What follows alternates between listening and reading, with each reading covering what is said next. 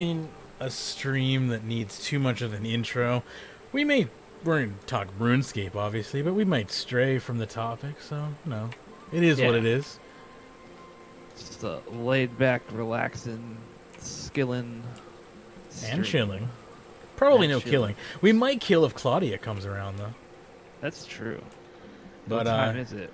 Yeah, she'll be around in like 20 minutes, so. Yeah. I need to quickly... Actually, before I bank, I should probably deposit my fish so I can get an idea of what I have for an inventory here. So what's... this is the first time I've really kind of had a chance to do much at all. What's changed on the beach? Anything? I don't... The Terror Bird race is different. I don't think they added anything new this year, though. It was this year seemed very much like... It's like 90% the same. I also haven't. The only thing I've done on the beach is cooking. So, fishing tends to be one a lot of different stuff. I still don't have bubbles, so I'm still fishing.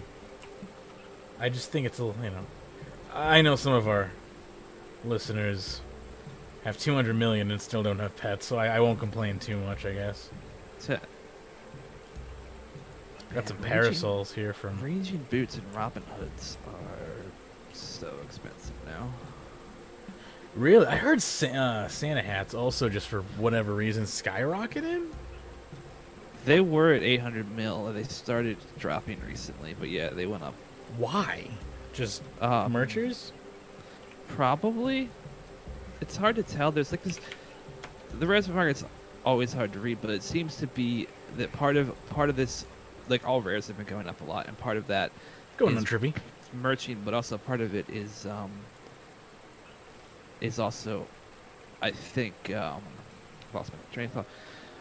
Part of it is because they canceled bank bidders. So bank bidders have put a lot of a lot of fear into people who flip rares, and so like the market had kind of stabilized in some ways, and now that that was removed, the market's kind of gone crazy again. I was actually like, it actually made me rethink what I thought about bank bidders, because like I hated the idea originally, but if it would actually affect the rares market, I might be okay with it, because I feel like the rares market is in a very unhealthy place. Yeah, it definitely would have affected the rares market to some degree. I mean, I think the doomsayers were really trying to convince people that bank bidders would ruin the rare market completely, and I just that would take like a lot of work to do on Jagex's part. Like they would have to like pretty much really blunder it up. And yeah, I kind of just like, here's all the rares. See ya. Yeah, I kind of expected it to be like people would freak out, but then when the bank bidders actually came out, it would do nothing. But I wish that Jagex would do, something like bank bidders. But really, like, honestly, really all I want Jagex to do is just put rares that are on banned accounts back into the game. Like, that's all I want. Yeah. Like, I don't want... it's that's not the one part of bank bidders I would agree with. Yeah, it's not the actual mechanics of bank bidders that appeals to you. It's the side effect that it would have potentially on the game. Well, and also, like, you can't remake rares, right? Like our biggest problem with bank bidders was the fact that like it was botted resources. They were like, they're like here's a million botted logs that you can now buy from this account. And Jagex said that it wasn't going to be botted resources, but I found that hard to believe. Whereas like rares, like the only way to get a rare was in 2002 or 2003, whenever that specific rare came out. So therefore, I have no problem with. I think all those items should be maintained. I mean, unless the player destroys them. I think if a player high ups it, then sure, it's gone. I don't think you're allowed to high elk rares anymore. Okay, well, when you could back in the day. Yeah, you totally could at one point in time. Do I have any siphons, or am I going all the way? But like, if they just brought in all the rares from banned accounts, I would be okay with it. I think there's a lot of people who wouldn't, but to me, it's like I'm sorry, I just tried to use an equipment siphon on my ice cream. You were saying? Oh yeah, I think rares should be recirculated, and also I think it would be a great money sink. Like I think if they put like a Jmod in charge of like bringing back in botted rares into the game and selling them at current market price, Like that would be a huge, then they could just delete that 20 bill from the game. That would be nice.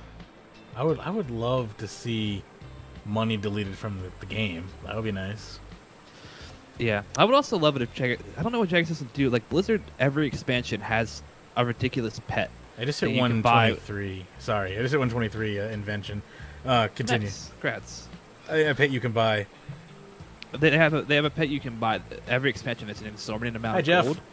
So that's how they suck out money from the economy. And I good don't gold know why sink. Jagex doesn't do that. That's kind of what they do with bonds, but not well enough. Well, bonds doesn't take money out though, because you're paying another player, right? Yeah, I see what you're saying there. The nice thing about the pets or the mounts and pets in WoW is that they literally take money out of the game, because you're giving the money to a vendor, therefore the money is gone. That's interesting. I've never heard of that before. So it's like basically cosmetics that are gold only? What a world. I don't think Jagex could handle that notion. Well, I think part of the problem is they care too much about, like, they're too much into like the selling them for actual cash rather than caring that's what I'm about, saying. like, the game economy. I don't think they could. Yeah, I think they care way more about their economy than the in-game economy. Sadly, no offense. I mean, it's also just the status quo of the market beyond World of Warcraft. Every other game is doing it, but apparently World of Warcraft. Like, you'd think that Jagex would strive to be kind of like on the fair side of things like that, being the big kind of swing player, if you will, in the market. What do you guys do for money making? Asks Overhaul. Bossing mostly, Araxi or Vindicta. I'm a straight skiller here. So that's making money is like not something I do, right? That's the joke. But yeah, we have a whole series dedicated to like bossing and whatnot and how to get good, and it doesn't involve me. That's how you know it's good. Let's see here. Yeah. Yeah, skilling is definitely. There's also a lot of skilling options. If you want to skill, you can do rune crafting at almost any level and make good money. Divination is decent. If you want a way to make money and you are just starting a new account, cleaning unfinished herbs can still make like 5 mil an hour. Yeah. If you have the patience for that. Or the cape that just cleans them for you. That still requires some level of patience. Pretty click intensive. Yeah, it's super click intensive if you're using the cape. Also probably makes bank too if you like. I've done it. It's like 8 to 10 mil an hour if you do the red herbs. And you have the money to invest in the first place to get those herbs, but yeah. And tanning hides is another good way to make money if you want to play the market. And also, farm runs. Doing your farm runs. That's how I make money. Running miscellanea will make you, 20, 30 mil a month at least if you keep up with it. And that's, for most people, that's plenty of money. So what's going on with the latest player power polls?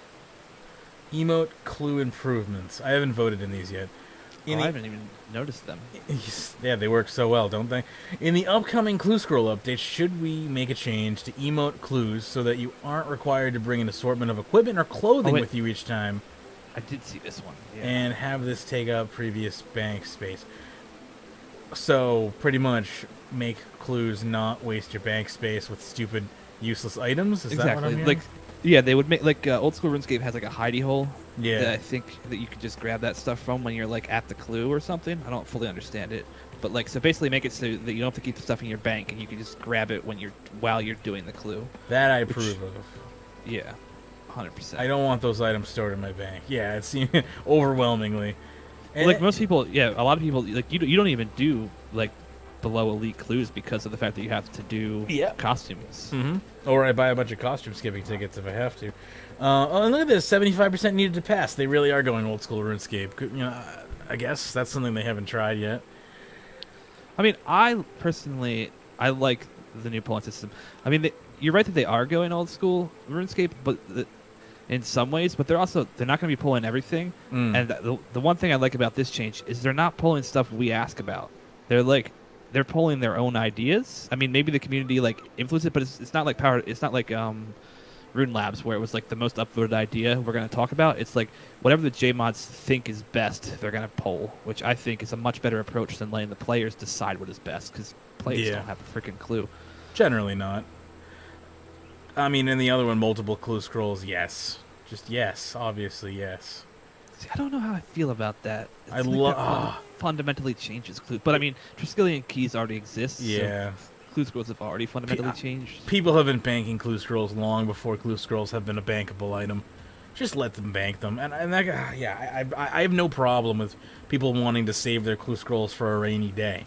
Like, sometimes you just want to go on a clue scroll binge, and most of the time you don't, because you can if you still have memory of your last clue scroll binge, you don't go on another clue scroll binge. It's once the brain has forgotten, and then it happens again. Yeah, I think it's funny. I don't like the idea, but I think it would probably be good for me, because I almost never do clues, which means I always have my bank full of a single clue. So I am never getting them. Yeah. I think that would be the nice thing. Is like, you're right. If I ever got in the mood to do clues and I had like 50 in my bank, that'd be sweet. I guess the one downside is that's a different drop you could be getting if you have banked a clue scroll and you're like, I don't want clue scrolls. I guess to remedy that, I would say accompany. Wow, I can't say that word. Accompany that with a toggle option to say, like, I don't give me endless clue scrolls. I don't know. Do clue scrolls replace drops? Probably not. Probably not. I have no idea. Are they on their own drop table? I would think so, but who knows? I honestly never really thought about it until you raised the question. They might be one of those items that you always roll for. I don't know. I'd have to look.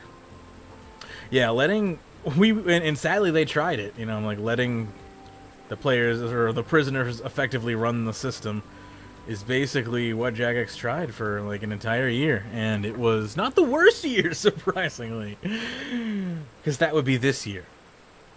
But that's okay. That worst year in immediate history, because there was that time where they completely just removed free trade, and that was a bad idea. I was watching a video from the RS history guy. I forget July RS. There's a video about the top 10 worst and best updates based on a post he made in the high-level forums in 2015. Mm-hmm. What do you think won worst update? Number one, like me? Yeah. What do you think won of high-level forum posters? Worst update ever. Of theirs? Like, what do you think? What they think the worst update is? Yeah, like what this poll concluded. So the target audience is high-level forumers, and what they poll. Can I have the options of the poll, or do I have to fly completely blind here? I don't think there were options. I think it was just like posts. Oh, people. Okay, it was surveyed. Then. It was just every update ever. What was your least and most favorite? So they surveyed basically the whole highlight, and then they. All right, if that's the case, and if I know high-level forum correctly, it's gonna be something completely stupid. It wasn't stupid, but it was surprising to me. It made sense as soon as they said it to me, but I just didn't think it would be this one. You know what? I'm gonna have to say EOC. Surprisingly, I think that was 10. Wow. Okay. Good for them. They're not as stupid as they sound. So maybe 8. Do I get? But so number 2. I'll tell you number 2 first. Okay. Number 2 was the removal of free trade. Okay. Which is what I expected number 1 to be. All right. Don't tell me number 1. Instead, give me a hint. Like, let me try to guess again. Okay. I'm trying to think of a hint that doesn't completely give it away. Yeah. Give it away. I'll just say lucky. Okay, lucky. Does it have anything to do with luck? With like the luck rework? No, can't. No. That's too new. Lucky. Lucky treasure hunter items. I'll just guess that. Squeal of Fortune. Squeal of Fortune. Close okay, enough. Fair enough. So microtransactions in general, or just specifically the Squeal of Fortune? Squeal of Fortune. Like, I think Solomon's was like number 3 or something, and then what means Squeal the of Fortune high-level was forum one. is dead. It is now, and that's fine. All forums are dead now. We need high-level Reddit. Somebody create that. High-level Reddit. I think that's called 4chan. If Fortune is high-level Reddit, I don't want to know where the top 1% end up. Right? Somewhere, somewhere on the deep web. Yeah. I don't think you want to be. I don't think we want to know what high-level Reddit is. Yeah. What I meant to say is I think we need a high-level form version that is like Reddit compliant as far as the. I like the upvote downvote system better. That came out wrong. Frosty flower removal. What? Hey, Vivox. What do you think the #1 best update was? #1 best update of all time. Oh, that yeah. Give me a minute. I have to really think about that. This game's been around 16 years. Oh, thanks for the follow, Cage. Probably the farming skill. Nope, farming did not make the list, which I was disappointed by, but honestly not surprised because high-level farms was probably mostly PVMers. Has to do with trade, I'll tell you that. Grand Exchange. Yep. Yeah, that's fair. That's totally fair. That affects every aspect of the game. And honestly, like, one of the worst things about Black Desert Online is their auction house. Like, holy crap. Well, I mean, yeah, and it fundamentally changed how you played the game, too, because you used to have to spend hours a day trying to get... And there's charm to that, don't get me wrong. There is charm. It depends how much time you have to invest in a game, sure. Because, I mean, there was definitely... I have fun MMOs were hanging different out back in World then. 2 Falador. Like, it was a great time. Yeah. I used to have fun talking to my friends on landline phones, playing over 50, you know... Oh, my God. But, you know, the thing about that is the world changes, and now we have, you know, Discord and high-speed internet, so... Me and my friends would sit on the phone all day playing RuneScape, and also... Anita Cage says you guys are entertaining. Well, thank you very much. Thank you. We try our best. Yeah, I try on occasion. I am, like, I have the worst allergies. I don't know if you can hear them today, but oh my gosh, I've been sneezing. Sound pretty good to me. I haven't noticed them yet. Cool. But I'm surviving. Dungeoneering was also on best updates. Nope. Slayer there was, I think, there are number people 2 or number 3. I mean, that's understandable at least. Slayer. There are actually good arguments for Slayer because Slayer, what it did in 2005 was great because, like, you know, if this was 2005, people, like, I'd say Slayer would be mechanically good and relevant. But because you know, Slayer hasn't back changed pre-2005, people didn't kill a lot of monsters, right? There was a lot of monsters that were just not killed, and what Slayer did is it made you kill those random monsters that you wouldn't have killed otherwise if you had a task for them. So that was the smart part of it. Although me personally, I am a bigger fan of just killing one monster for 20 hours or 50 hours, but not everybody is that way. At least Slayer added like Slayer Go, so you could capture your own Slayer monsters and make your own dungeon and whatnot. Like, that was kind of clever and much needed. Yeah? So, spiritual mages in the Slayer dungeon supposedly make 6 mil an hour. 6 mil an hour? Yeah. Last time I killed them, they were making 3 mil an hour, and that was in the Zammy Fortress. But I can see if you just put 5 in your Slayer dungeon, it apparently makes 6 mil an hour. Which, if you think about that with, like, combat, like, I make you love spiritual mages. I make 10 mil an hour at Rax, but I probably spend between somewhere around 2 mil an hour on supplies. So, like, I really am making like 8 mil an hour, if not less, at Rax. Interesting. So it's kind of ridiculous that spiritual mages are that close in your player-owned dungeon. Yeah, that is pretty OP now that I think about it. I mean, you got to put a lot of work in to get to that point. Exactly. So... It's kind of what I like. It's a great reward for end tier. Exactly. Like, I was disappointed with the Slayer dungeon when it first came out because it was so few monster spawns. But all these little niche things like that have popped up, and also people have been like doing stuff where like they put like in like one Ripper Demon and then like a bunch of imps, so you can wear your demon horn necklace and not have to use prayer potions to kill Ripper Demons type shit. Which is like, that's just brilliant. Like, I love that, like, mixing together random stuff to figure out how to kill this stuff more efficiently. That's real cool. That is pretty cool. And Cage says, I like Slayer because it makes me kill things I wouldn't normally kill or even try. That's also a valid argument, totally. Definitely. Like, I personally hate being told what to kill, but on the flip side, that can also be an enjoyable experience. I'm in the same boat as you, but I know there's a lot of people who aren't that way. So that's definitely Slayer definitely addressed that side of the player base. And like the side of the player base, you can still pick what to kill if you want. So it's not like it. I got 99 in like all of my melee combat skills before Slayer, which was a horrible mistake.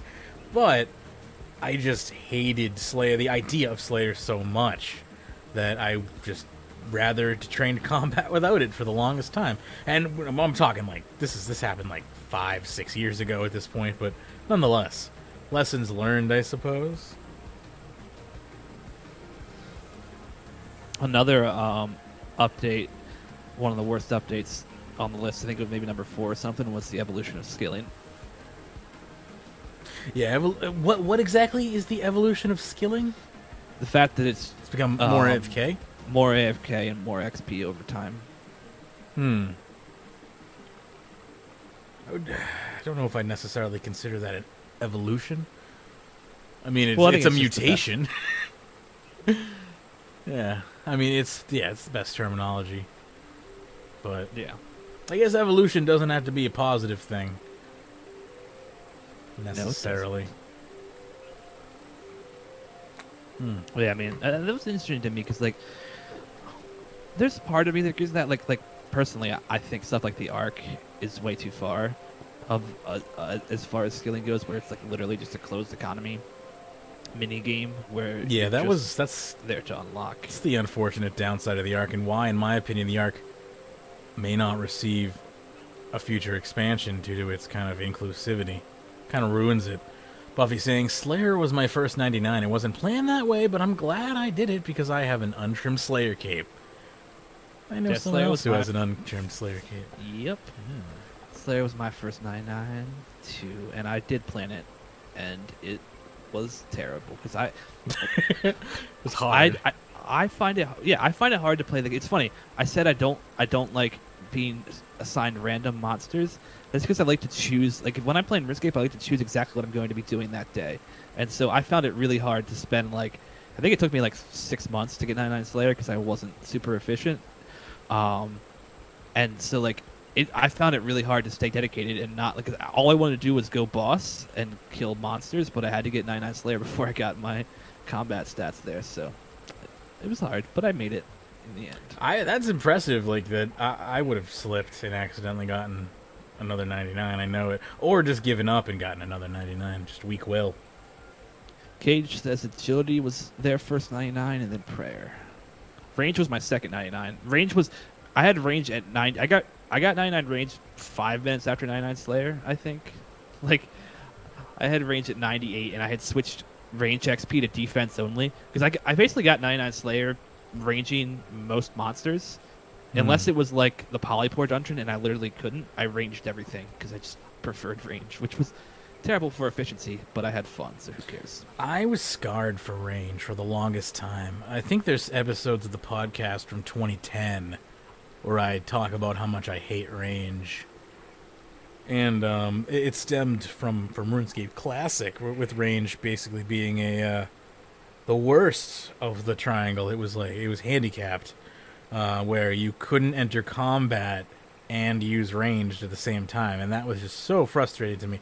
You had to be outside of combat to use ranged, meaning the only people that could range were people who were either stealing kills from legitimate players by, doing more damage to the monster they were attacking and taking the damage from, or PvP. Those are the only way to get range experience back in the day. Or safe spotting, I guess. But safe spotting. It's kind of fascinating. I don't know. Why did they have it that way? I don't know. Probably engine limitation, I would assume.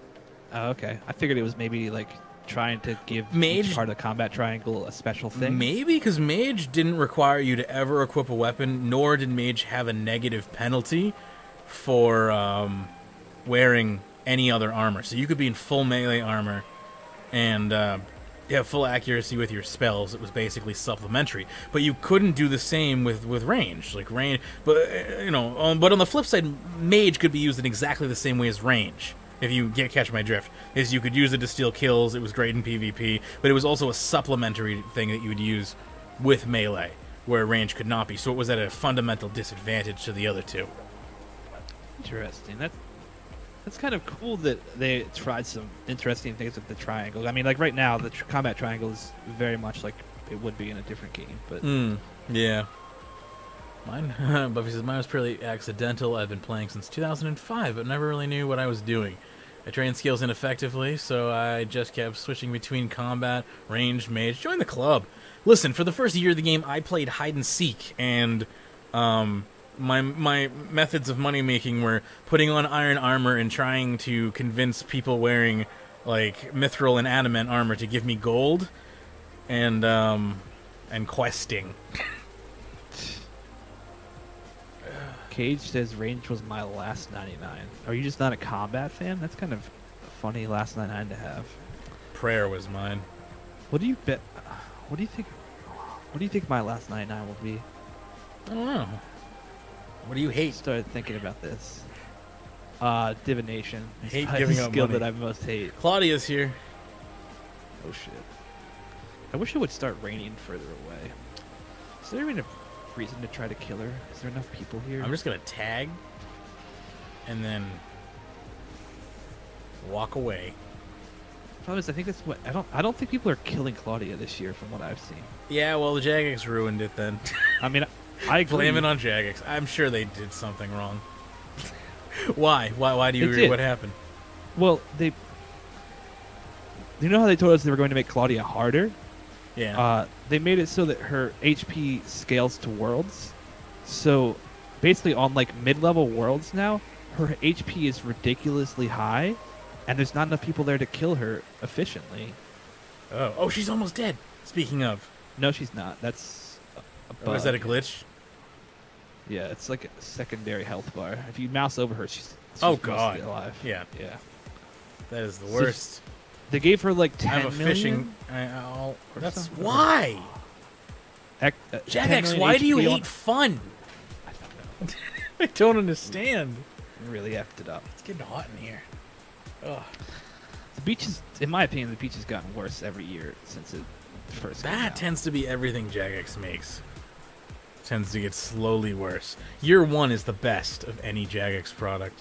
They are like opposite of the rest of the world. I wouldn't say that about RuneScape in general, though.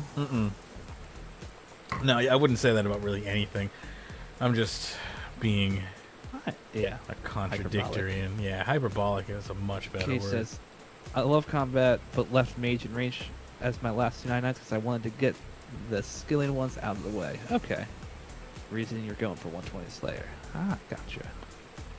Makes sense. I just wish skills were not things we wanted to get out of the way. Wish they had more meat to them. I'm having a lot of fun in BDO right now. With my skills. It's like there's a lot of meat involved in doing things. Yeah, Jagex really needs to put some work into where it's left skills, and it's not. I don't know. It's disheartening with like the fact that they like appear to have still gone nowhere with the mine and smithing rework. DMH Gaming's got a valid comment here too. Yeah, but let's talk about the mining and smithing rework. Before I go off on that, I'll read this comment because that is a whole subject that I don't know if we have had a chance to fully broach yet. DMH Gaming says, the moment when your clan is always complaining about clan events, but then you host one and then no one votes to join in every time. It's like, isn't that typical of clans? It's like everyone complains about there being no events, and then when we set up events, then there's like 2 people that do it. Yeah, pretty much. So I feel you, DMH. But on the note of the mining and smithing rework, has there been any news on that? Or are we still pretty much well, they released... They're making an update, like a high-level update instead? Well, they haven't polled it in game yet. I'm guessing that'll be the next poll, and then we'll find out. I'm guessing it'll pass. I'm guessing it'll pass the poll. So yeah, I suspect we're gonna get a mining and smithing high-level only update. Comment real quick, and then we can address that. Skylar Denny saying, hey, long-time listener here, first time catching a live stream. What's up, guys? Hey, we're just chilling on the beach, taking advantage of the limited or unlimited energy here that we can pretty much fish with. And now I'm going to complain about the mining and smithing rework.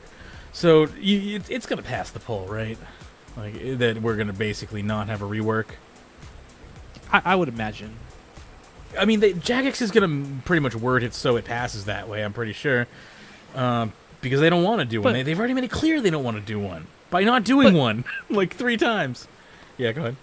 The weird thing to me is the fact that, like, also, so Claudia's still has 80 mil or 80, is that mil or? Yeah, I honestly can't believe she's still there. Like, I thought that was another spawn. No joke, because from all the other years. Dang it! She's about to despawn in a minute, and we won't even have killed her. That's crazy. So. Do you get anything for, like, consolation?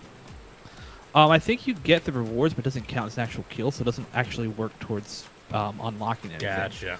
As far as I can tell, the only way to actually get kills right now is to, like, go into World 2. Yeah. Which is stupid. That's silly. But as far as mine and smithing rework goes, it's weird to me because, like, as far as I can tell, doing a high-level only fix, like, I don't understand how that's saving them that much time. It's like the low-level part of mine and smithing wasn't going to be big. Like, you were just going to add tier 50, 60, 70, and those were going to be the low-level parts. Like, how is that hard to do? That's what confuses me about. Like this will make reworking the skills so much easier. And I'm like, how? It's not reworking it anymore, though, in my opinion. It's like now you're just adding to it by adding a high-level update. I don't know. That's the point of the matter for me was exactly what you're saying. Is like, I don't understand how that they just are throwing away, like, in my opinion, the parts that seemed to be the rework, like the folding of the bars, or like. Oh, they're throwing that part out. I'm not. I thought that would be the part they were keeping. They might be keeping that. I figured they would keep, like, that part in the prestige system, but basically they wouldn't, like, try to add tier 50 through 70 armor or something. But they didn't really make it very clear what they meant. James saying World 64 gets the kill.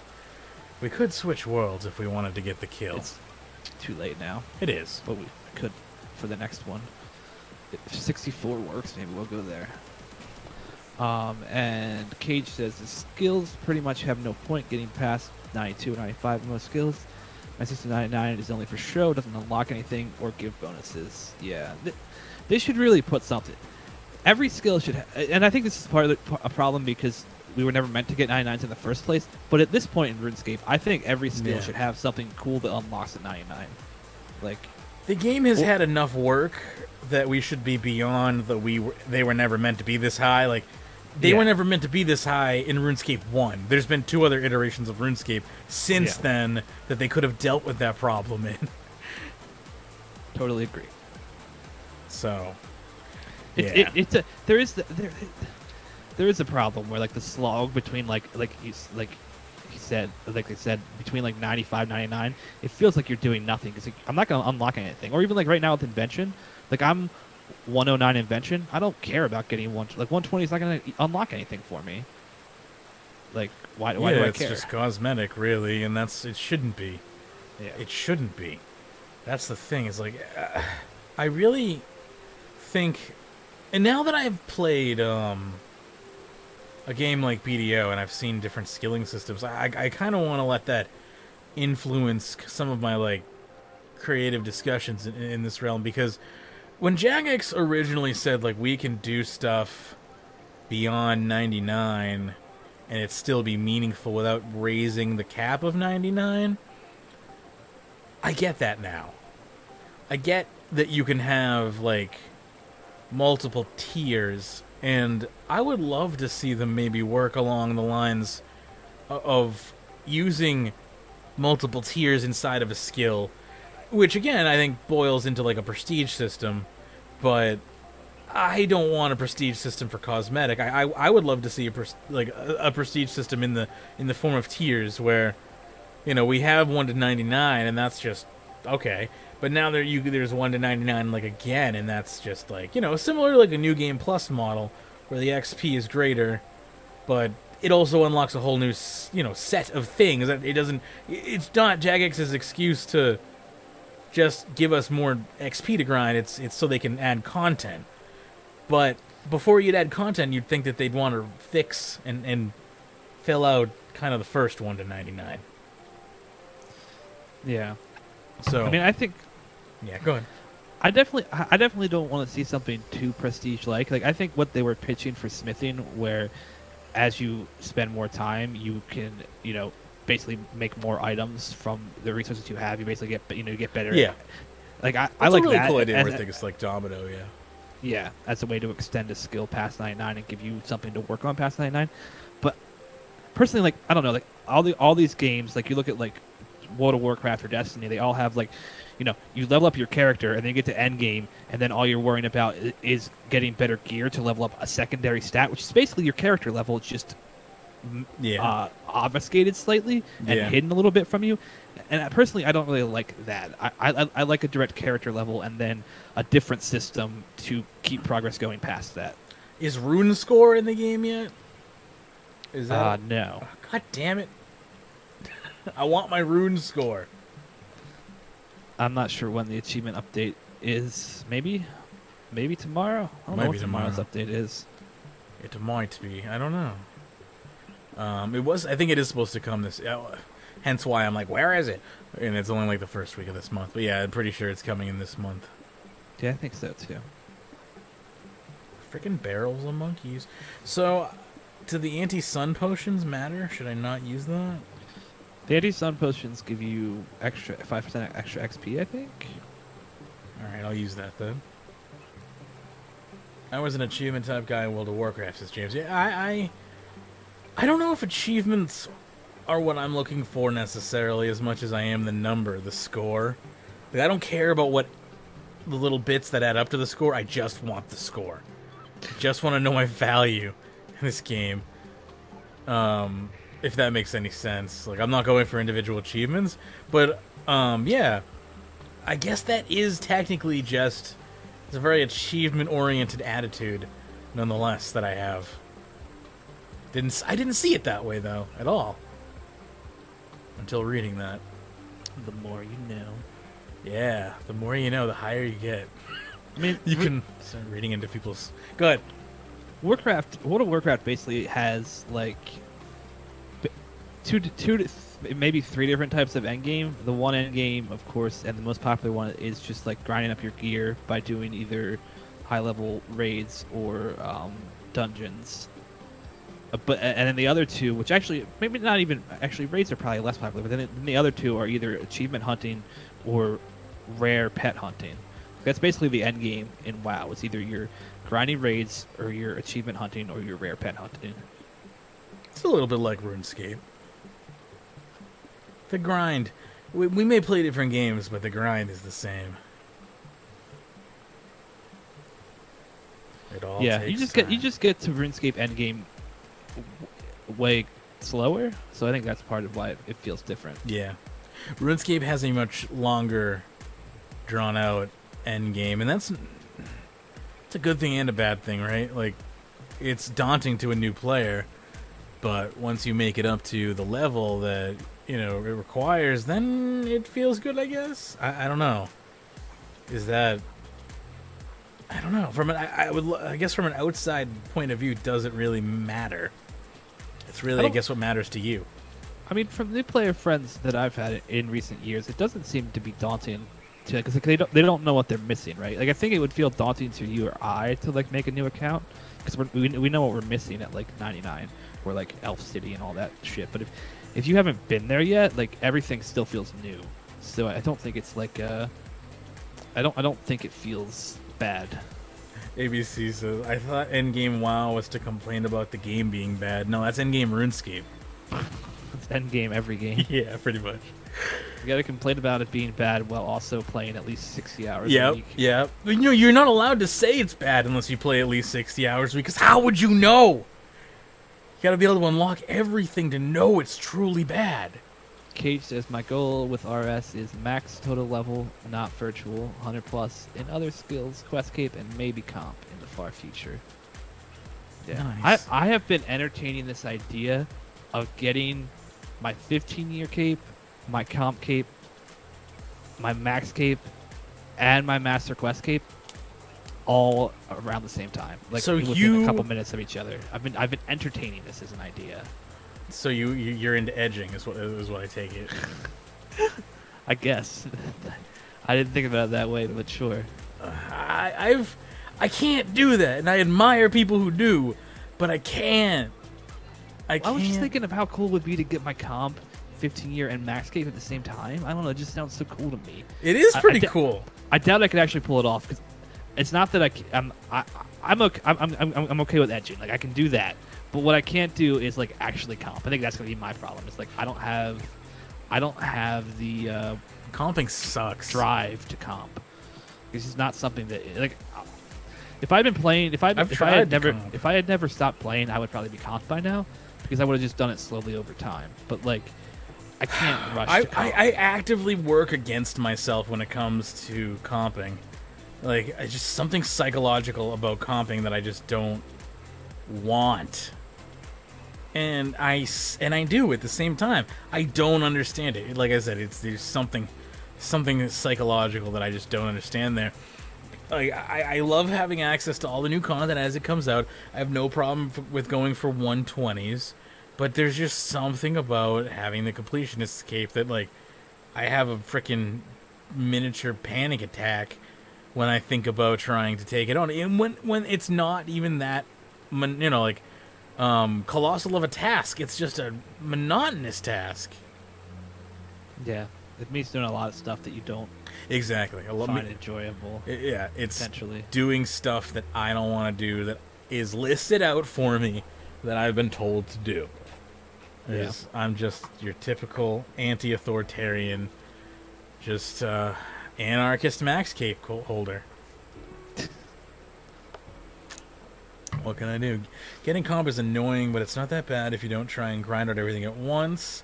That's true, ABC. Like, definitely splitting it up helps. I think that's how David was doing his, and I think did his was by splitting it up and just doing it little bits at a time. And I tried to do it with him, and I completely fell off the wagon, and he kept on chugging.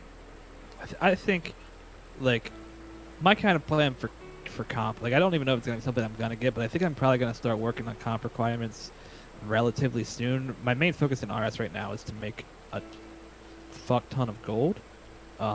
So once I have reached a happy state of gold, I will probably start working towards comp before I max. 'Cause I want to, like, I want to do a lot of the comp stuff while it's still useful to me. Like, if I did Live Farm today, it would actually change a lot of how I play the game. Where there's a lot of people who, like, hated Live Farm because it wasn't actually useful to them, where for me, like, in my current state it is. So I want to try to do all the comp stuff while it's still, at least that's great. The majority of it is still useful to me. Yeah. I had no freaking clue that comp was going to be a thing. Like, I think comp became a thing in like 2012 or something, or 2010, somewhere in that area. I forget. Yeah, I think so. But wow. I didn't see it coming, that's for sure, and I guess maybe I should have, but I've never been one to complete. I've always been the type of person to leave things like 98% done and be just totally happy with that. You're saying I'm into edging, but now it sounds like you're the one that's into edging. I'm into just not completing things. I'm into completing as much as I want to and then moving along to something new. I hate being like, this is the 100% line. Like, if I want to, I'll 100% something, but I honestly don't think I've 100%ed anything since, like, the Nintendo 64. Like, I don't know if I've 100%ed any game since then. I've never 100%ed a video game ever. It doesn't drive me at all. This is actually a problem with me. Like, with me and where video games currently are, I prefer video games that tell me a story, put all the best stuff in a way where I'm going to get to it no matter what, and things like that. Whereas, like, the big thing in video games now is open worlds, where, like, a lot of the best stuff is side quests that you have to find on your own. And, like, when I play an open world game, I really only care about the main quest line, because I just, the side stuff doesn't interest me. So, like, I'm definitely a fan of a game that, like, here's all the good stuff and forget about adding all this fluff, and then you have to sort through the fluff to find the good parts there. I love me a 200-hour game, but it has to be engaging at the same time. Those like The Witcher 3 did a really good job of having engaging side quests. Mass Effect, I think, did a pretty good job of that, including Andromeda. I think Andromeda actually did a really good job of side quests.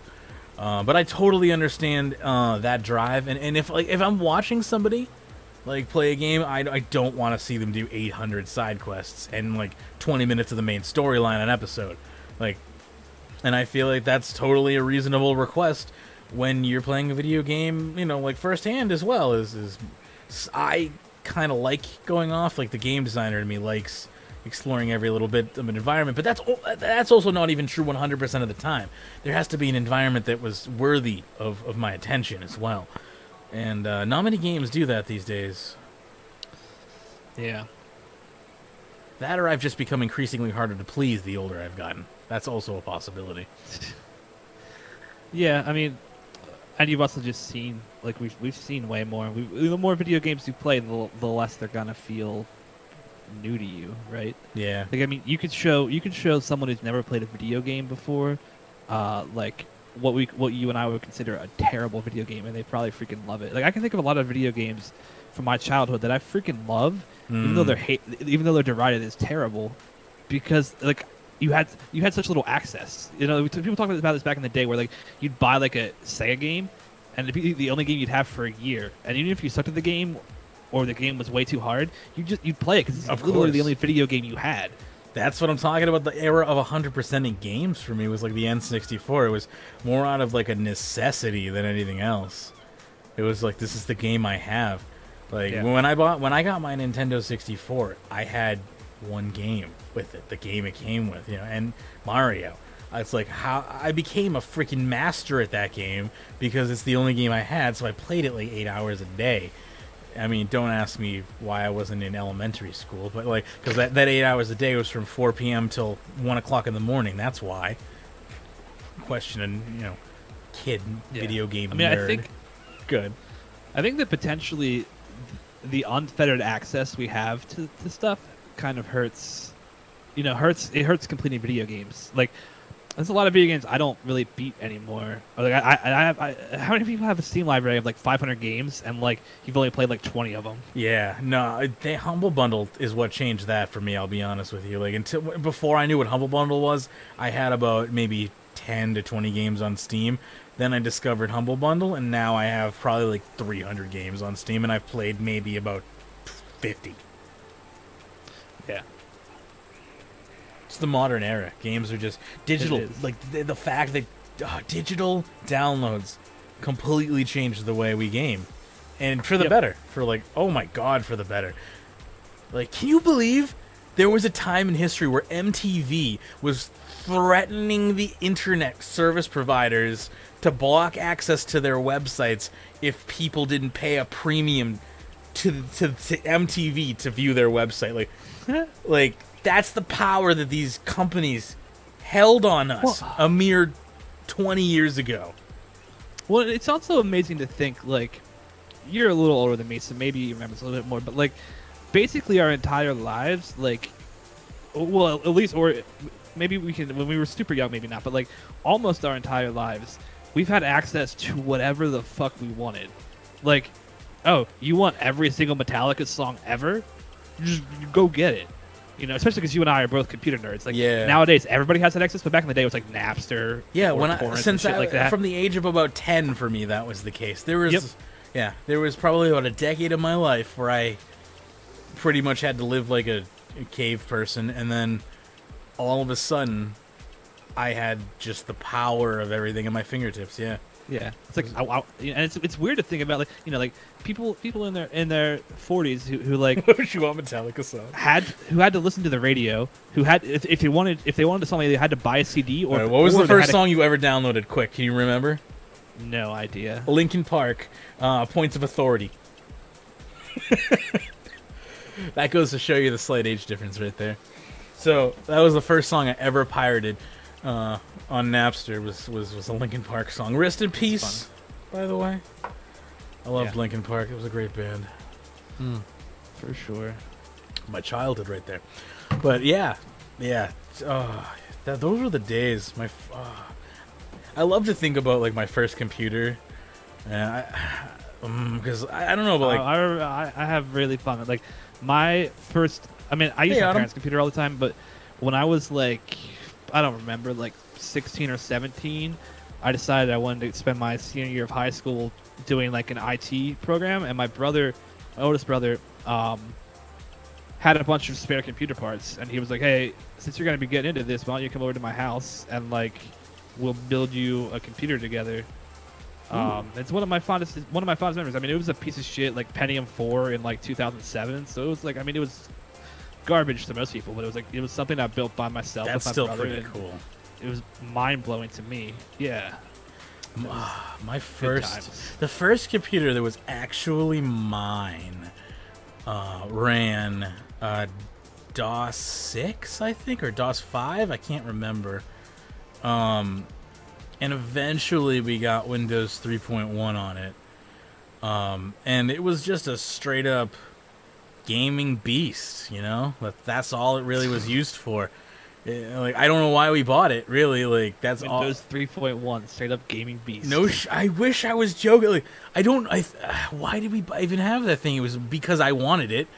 And yeah, I had Wolfenstein 3D, Doom 3D. Like, these are the games that I grew up on. Were just all the 3D shooters at like 8 years old. Definitely should not have been playing Duke Nukem 3D at 8. But I mean, I remember watching. Yeah. It wasn't games for me. Well, actually, I played Max Payne when I was like 10. So that's one. Autumn is saying that he has 15 beach tokens to spare. Hey, right. If you got some to meet up, yeah, if you have some to give away, we're on World 65, chilling. I'm down. I need tokes. Give me some beach tokes. I need them tokes. Hey, Philly, what's going on? It's been forever since I've seen that name in chat. But what the hell are we talking about? Sorry, I got derailed. I didn't want to ignore Autumn there. No problem. My brain. I mind-flooded myself. We're talking about inappropriate content in some ways, like when we were young. Yeah. I was talking about having played Max Payne when I was like 10. It's funny because the original Max Payne had a mode to like quote unquote make the game kid friendly, and all it literally does is turn the blood off. Yeah, that's like Soldier of Fortune. Soldier of Fortune was extremely gory. That was like my first-person shooter, like that was really gory. Like Duke Nukem was gory, but it was pixelated. But like first actual polygon rendered game, like there was a first-person shooter that was on a PC. Oh god, that game was amazing. Actual limb detachment, real gore and entrails everywhere, photorealistic like textures. That game was insane. It's so funny to me that back in the day, my poor little mind. The way to make a game "quote unquote" kid friendly was just let's just turn off the blood. You can still just murder everybody. Yeah, that was the thing. It's all good. That's where I was going with that. There was an option to basically make the game friendly for teens, and I had one friend whose mom made him have that setting turned on, so we never got to play. I never played with blood on. I never got to play with any gore on because my stupid friend. Every time I'd shoot someone in the face, just white would come out, just this big bright white light instead of blood. It's just so weird to me. How does that make it better? It doesn't make it better, right? Like, you're still shooting someone in the head. It's like, okay, you know what? You're 12, so you want to watch this hardcore porn. That's okay, but we just have to blur everything out. You're right. Exactly. That would be the equivalent. And I've finished plenty of blurry porn. Thirsty. Sorry about that. I remember watching. It wasn't most of the games I played that were inappropriate as a kid because I didn't have a machine that could run high level games, which is why I played RuneScape. So it was mostly like movies. Like I remember watching like Kill Bill when I was like 12, or like I remember watching Scarface when I was super freaking young. Like I went to see Once Upon a Time in Mexico with my mom when I was like 10 or 12 years old. Saw Hannibal with my grandmother. Wow. Do I got a beat on that one? She read the book, so we got to see the movie. Yeah, ABC saying nowadays people are so obsessed with brutality even if there's no meaning behind it. The Saw movies? I mean, they shoehorned meaning behind that. I mean, let's be honest. The plot was secondary in that movie. Well, I think the first Saw movie had a little bit. I mean, of plot. it was gory, but it had a little bit of plot. I mean, eventually it went. I'm not gonna lie. I kept going up until Saw like 5. Okay, but I watched until like Saw 3, and then I just read the Wikipedia synopsis and was happy with that because I had to know how it ended, but I didn't actually want to sit through those. Yeah, it eventually it became, I don't know, it just became trying to me. The older I got, the more sympathetic I got to other human beings, and the less I just wanted to see other people being ripped open like fragrantly. It just didn't do it for me like it did when I was a kid. I don't know why. Oh hey, it's Autumn Elite. Hey Autumn, sorry buddy. Let me trade with you. Now you're gonna trade with her, which is fine. Nope, trade it with you. Oh, maybe. You can go first. I totally dropped the ball there. Parasols. Give me them parasols. Yeah. I get so many parasols. Thank you very much. Even stuff like Game of Thrones. I'm saving all the Game of Thrones for maybe a day when I'll more appreciate gore. I don't know. People complaining about an episode of boring, and someone gets their head cut off or they see nudity, and everyone's sitting yelling, "Oh my god, I love this episode! It's so annoying." Oh, look at all this. I mean, Game of Thrones to me isn't like super gory. I mean, like American Horror Stories, I think is a better example. But I guess I could understand somewhat Game of Thrones. I just don't get much gore these days. I should read what I'm unlocking so I know what I'm unlocking. Well, I would just say like I wouldn't. Well, I guess there's but I don't know. Game of Thrones is like, it's like a rated R movie, and not like a Tarantino movie, but like I can't even think of a good example. Like it doesn't go. Well, there are parts. I guess I shouldn't say that because there are parts. I'm forgetting about a lot of the effed up parts. All right, let's check out these parasols. Oh, that is so good. I saw an idiot on Reddit posting like, "Jagex, stop just copy and pasting parasols. Like, no, please don't. Something new." Yeah, exactly. I'm like, no, please give me all the parasols ever, and please make it so I can use them as a weapon, so I can have them. Totally right. Oh, I love those. That's another thing is like it overrides my freaking fishing rod, which is really unfortunate. But these are gorgeous. Apparently, I have a couple of them already. Holy shit, these are good. Octopus companion pet. Oh my god, look at that. The other ones I have are in the beautiful. I know the patterns are awesome. Bubble blower. All right, how do I blow bubbles? Is it just an automatic thing that happens, or is it a combat thing? I'm wearing mine. Let me see if I can right click. Yeah, I tried to watch Game of Thrones, but the first episode's pacing, I couldn't get through it, and that disappointed a lot of people. Bubble blower, aka pipe. Oh, good. Is that what it is? Let me zoom in on you there. Gotcha, it is a pipe. Okay, that's adorable. That's great. I love it. It's like a resting animation, basically. I like it. That's pretty good. I wish they could figure out a way to make this stuff. I wish they could figure out a way to make this stuff override. Even if you could use this as an override, but then they had RP value, but yeah. Well, my problem is I always forget to equip them because I'm never So like if I could have them as an override, even if it was just like as soon as you go into combat, it deletes that cancels out that override for combat. I'd be totally okay with that. I just want it to be every time I'm out of combat, I have a parasol.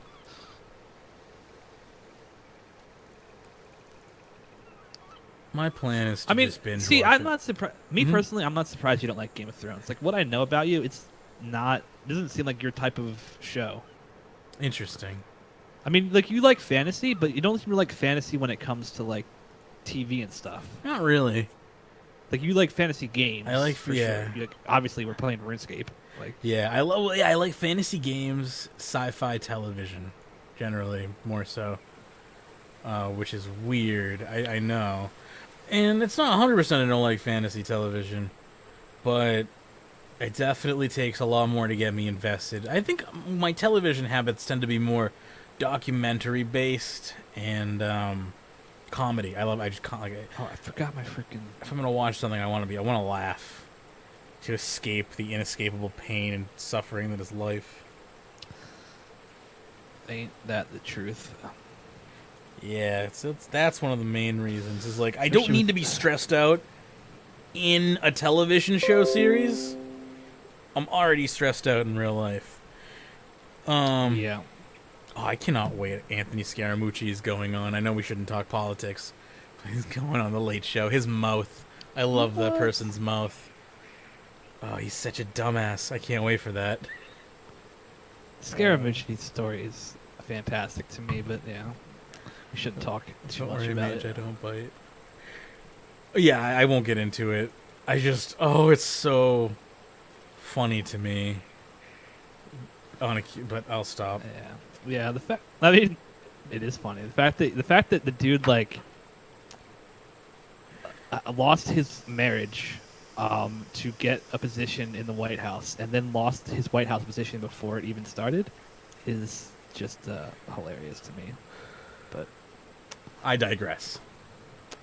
Yeah. In other news, RuneFest stage schedules are being disseminated to individuals who care about those types of things. By the way, is Discord working for me? I think so. Anna? Yeah, I can hear you. Okay. Why? I don't know. Autumn saying, is Discord working? It's working for me. Oh. What is... That's why I asked. Hey, Sudwood, what's going on? How you doing? Oh, I have no music. Let me restart my music. Let's see here. How about this one? It's called Organic Outdoors. That sounds peaceful.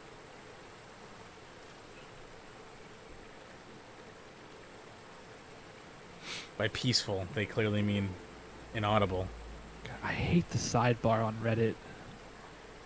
I don't look at it. Fucking stupid. Well, like, if you have so if you have a 1080p screen and you have it set to be half your screen, the sidebar ruins the fact that you're trying to look at Reddit. Like, the sidebar takes up half the room. It's such a poorly designed thing. There's got to be a way to have that like removed via an add-on or something. I think Reddit Enhancement Suite can hide it. It must be. I don't either. How to use Res. I have Res, but I don't know how to use it. Why go to RuneFest? They cancel all the content anyway. How hilarious would it be if they canceled RuneFest like day before? Like, everyone's there and they're like, "Sorry, we're sorry. We didn't mean to. Everyone go home." Like, we just didn't know what to plan. We tried. We planned for months. Sorry. No, I'm just kidding. I'm sure RuneFest will be amazing, and I can't wait. Because if it isn't, I am going to quit. I joke. Yeah, Jagex better. I don't know. I mean, like, I'm still into the game, but it's clear that Jagex has not kept a large portion of the community happy, and they need to address that. Yeah, I'm totally still into the game. I'm just like, I'm worried about the health of the game and the future of the game. And I'm the type of person who's in it for the long haul, and if they're not, then I gotta move quick. Because I got, like, a lot of planning to do, you know, in whatever game that I have to switch to, because I got a lot of catching up to do. I got 16 years of catching up to do. So I'm really hoping that they're not going to tank, because by all means, it does not serve me in any way, shape, or form to bail on 16 years of progress. So I mean, I don't think they're going to... I'm not really worried about them tanking. It's just, like, if they cancel another, like, 8 months of content, we're going to have a problem. They need a strong direction. The past 2 years have been full of mistakes, whether it's like Invention coming out and being completely borked for the first 3 days, or like Invention only being half done and not having anything for skilling in it on initial launch, and then them canceling that, and then, like, you know, let's cancel Rune Labs, and then let's cancel. Yeah, they're hopping from content idea to content idea, which is, it doesn't look good. Yet ABC is not technically wrong saying RuneScape is doing better than they ever have, because financially they are doing better than they ever have. Well, this is why I'm not really worried about, like, the game existing. I'm worried about, like, it hurting the player. Like, I don't know. The RS3 player base is in a weird place right now. It does seem like the RS3 player base is in a really nebulous spot. It's like OSRS seems to, like, know what they want. They have tournaments going on for, like, money and, like, real esports that draw tens of thousands of people, like, every few months. And what does RuneScape 3 have? It's funny because, like, I was actually just reading an old school RS post where they were complaining because they were like, Jagex didn't even advertise this tournament at all. What's going on, Chippy buddy? Yeah, I know. and see, yet still.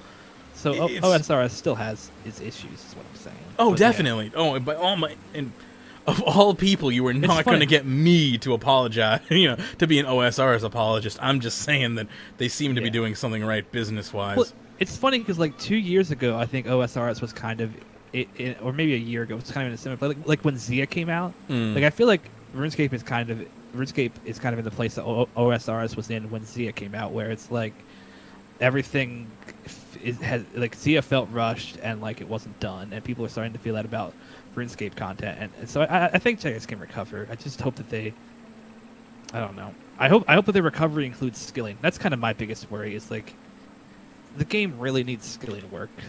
That's and I say that as someone who like primarily does combat. Which I would love to. I wish I could make 10 million hours skilling somewhere, but dreams. Yeah, Autumn Elite chiming in saying, the newer content is not engaging and the past content can only maintain us for so long.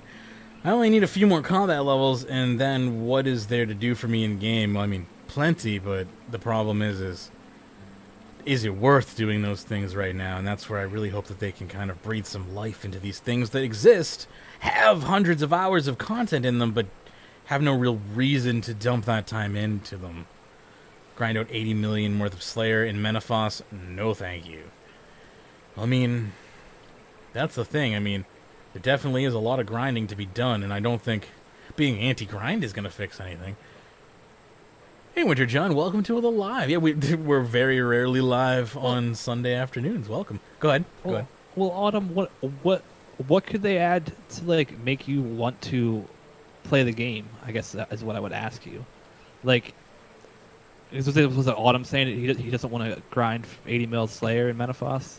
Was that somebody else? No, that was Autumn. I'm pretty sure. Okay, yeah. So like, Yes. what do you think? Like, what do you think? Do you have any ideas on what you want to see from Jagex? Just out of curiosity. That would be interesting. Like, yeah, what are you looking for in an update? Cage says the clue scroll polls right now bother me. I feel like it ruins the whole point of clues.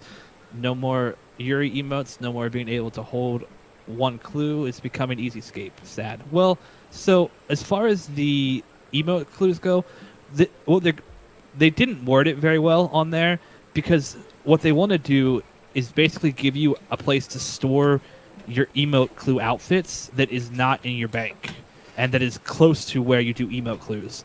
That way you aren't like running back to your bank to grab emote clue stuff all the time. It's more easily accessible, and it also like it takes up like 100 bank spaces to own every single thing for emote clues. So they basically want to make that streamlined. As far as only being able to hold one clue at a time, I can understand your complaint there, because I kind of feel similar, where it does kind of fundamentally change how clue scrolls work. Well, at the same time, I'm personally not sure if it's a bad change. It's just a change, but I don't really know how I feel about it. I like it. I have reasoning behind that. Because I like being able to store things for a rainy day, but I can totally understand why maybe you wouldn't want the game mechanics to change if you're used to them.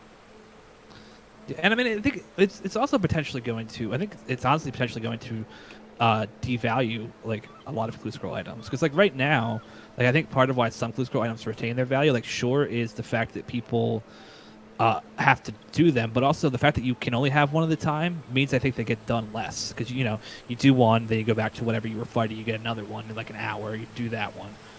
Whereas if you could stock up, I think that would kind of change how people deal with it. Or like, people who like have a clue in their bank, they don't feel like doing it at that time, so they spend the next 20 hours of bossing with a clue in their bank, so therefore they're not getting more. Whereas in this new system, you will be getting more clues, therefore more clues would be in the game. So I think there's a potential to actually like hurt the value of doing clues, but I don't know. Yeah, no, there's definitely a potential to damage the value of clues, because it will be spawning clues into the game that would normally be ignored for a lot of people who are just having one stored forever. It's just a matter of how many of those people are people who are going to store them versus how many of those people are going to ignore them altogether, continually. Which is why I think, again, you should add a toggle button so people who don't want clue scrolls to be dropping beyond the one that they have to have, then maybe they should have that option. I feel like there should be some kind of, I don't know. I feel like there should be some kind of system that's not like you can have as many clues as you want, but allows you to have more than one clue. I can't think of what it would be, but some kind of, maybe it's a tiered system where like the more clues you do, maybe that's what they should do. If you've done like 500 clues, then you can have 10 clues in your bank at a time or something.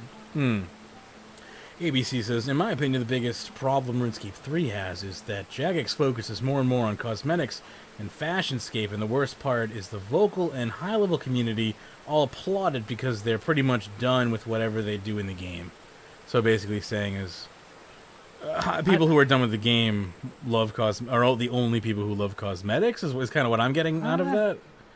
See, I don't fully agree there because RuneScape has a bigger team than OSRS, and we have a team dedicated to making cosmetics, so it's not like it's actually taking time away from other updates. I think this year it's kind of felt like that, because it's been a lackluster year. So I can understand where that feeling comes from, but I don't think that's necessarily. I don't think cosmetics have to take away from regular game. They're not supposed to take away from regular game content. That's certain. And again, with a team that is solely creating cosmetics and a team that was supposed to be creating updates and completely failed, it looks like for sure this year that cosmetics may have wasted a bunch of time. But in fact, yeah, those were two completely separately handled issues, and that's again Jagex screwing up. Yeah, if Jagex wasn't making cosmetics, we wouldn't. Those Jmod just wouldn't work at Jagex. It was not like they would be doing something else. Like Jagex would just have fewer employees if we didn't have microtransactions and cosmetics. So like the fact that they do microtransactions and cosmetics allows them to hire more people, and therefore I don't think it actually takes away from the core game content. But I can like I said, I understand the feeling because this year there's definitely been problems in the pipeline as far as getting updates out. For sure, huge problems. Autumn Elite saying, I was hoping for the mining and smithing rework would provide endgame skilling. It seems like we never get that. I'm not against grinding, but the content being released in baritone, things like Shattered Worlds or Menaphos, where it's a few hours of forced into a grind. I'm going for an enjoyable content release where it can be done in a few hours, but chose to grind for tens of hundreds of hours. So, low initial investment, but you can continually do it, high replay value, I guess. Which that's the golden formula, right? Is low initial investment for enjoyment, high enjoyment payout, but high replayability for those who want. That would be nice if we could jam that algorithm into everything. That would. DMH, Cage says the counter for clues is wrong, though. It's only from when it started the counter. Yeah, I mean, that's fair. I honestly think if they did a system I was talking about where like 500 clues unlocked the ability to have more clues, that it should only start from the day that update comes out. It shouldn't even include your counter. It should be 500 clues from the day that update comes out. So it's like a new thing you have to unlock. But I don't even know if that's a good idea. I mean, that was pulled off the top of my head, spitballing, but it's a good brainstorm. See DMH saying, thinking about having 1,000 clues in your bank, well, just keep digging in the same spot, 1 hour and move.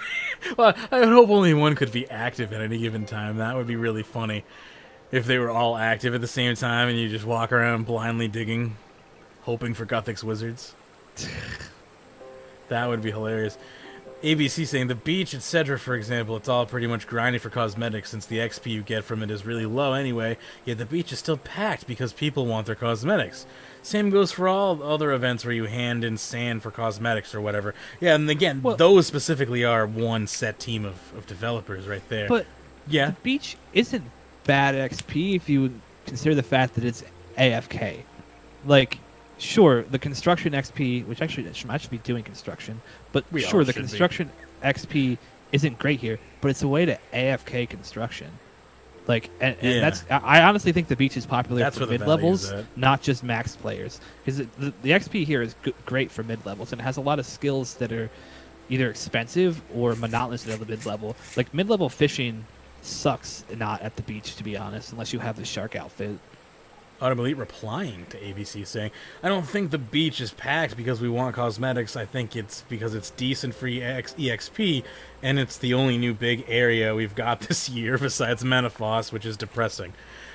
I don't think Menaphos was depressing, but I agree that I agree with everything else in that sentence. Like, it's good mid-tier XP, as Hannah's basically saying as well. It's a good mid-tier XP, and it's free, especially for construction or something like that, right? Yeah. Like, or cooking even. Cooking, yeah, that can be, yeah, that's a money's pit. Any of the money pits, basically, you should be doing.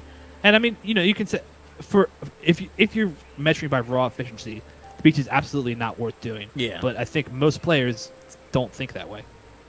Yeah, definitely. I mean, you should be doing the beach to get your buyables out of the way, and then if you're someone who, or if there's a pet that you want, and really the best way to do you don't want to do the beach. Like, you would be better off doing high level bossing and making money for buyables than doing the beach. But I guess, but maybe you don't have that skill. I don't know. Exactly. That's what I'm saying. It's not everybody wants to do that. Yeah, fair enough. That would be technically the most efficient way, which the most efficient way is BS. Remember Shifting Tombs, though? Yeah, I do. That game was almost good.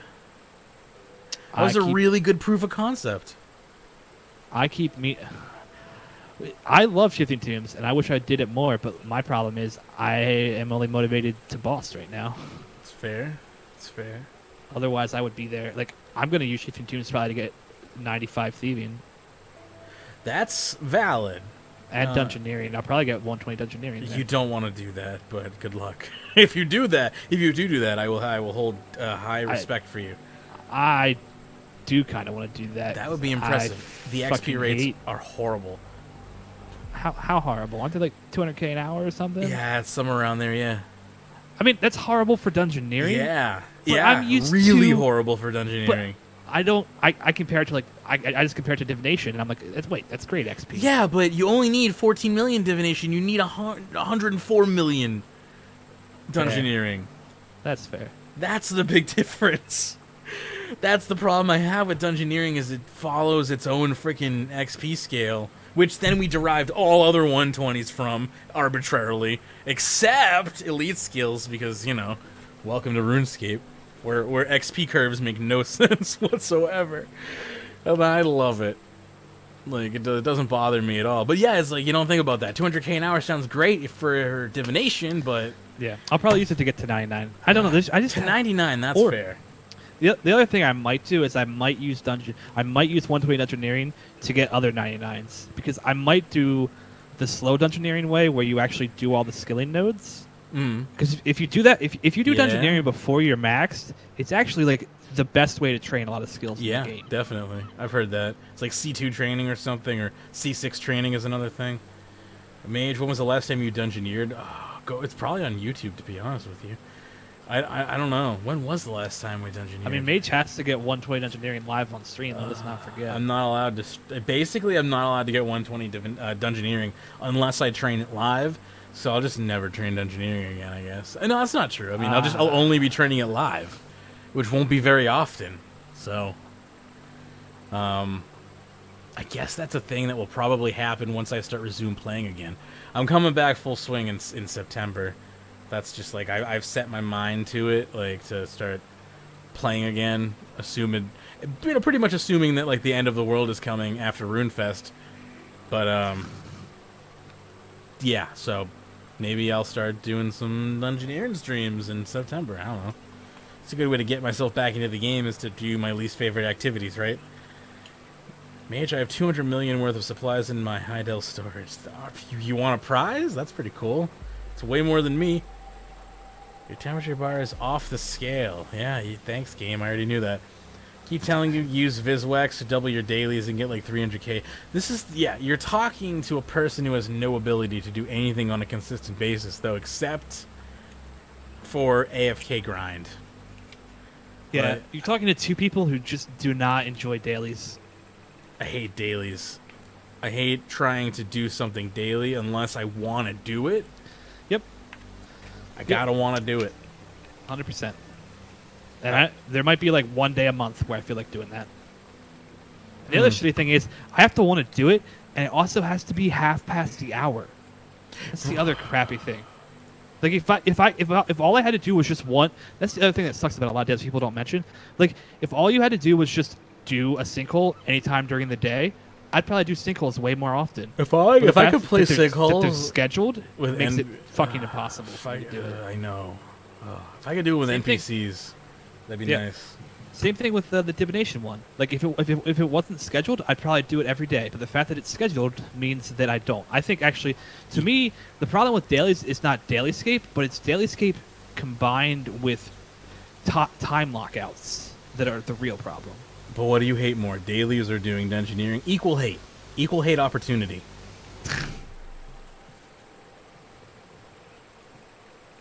Some things are, you know, it's like they're an equal 10. I dislike both activities. If someone asked me if I would rather, you know, like sit on a flamethrower's like hot nozzle, or, you know,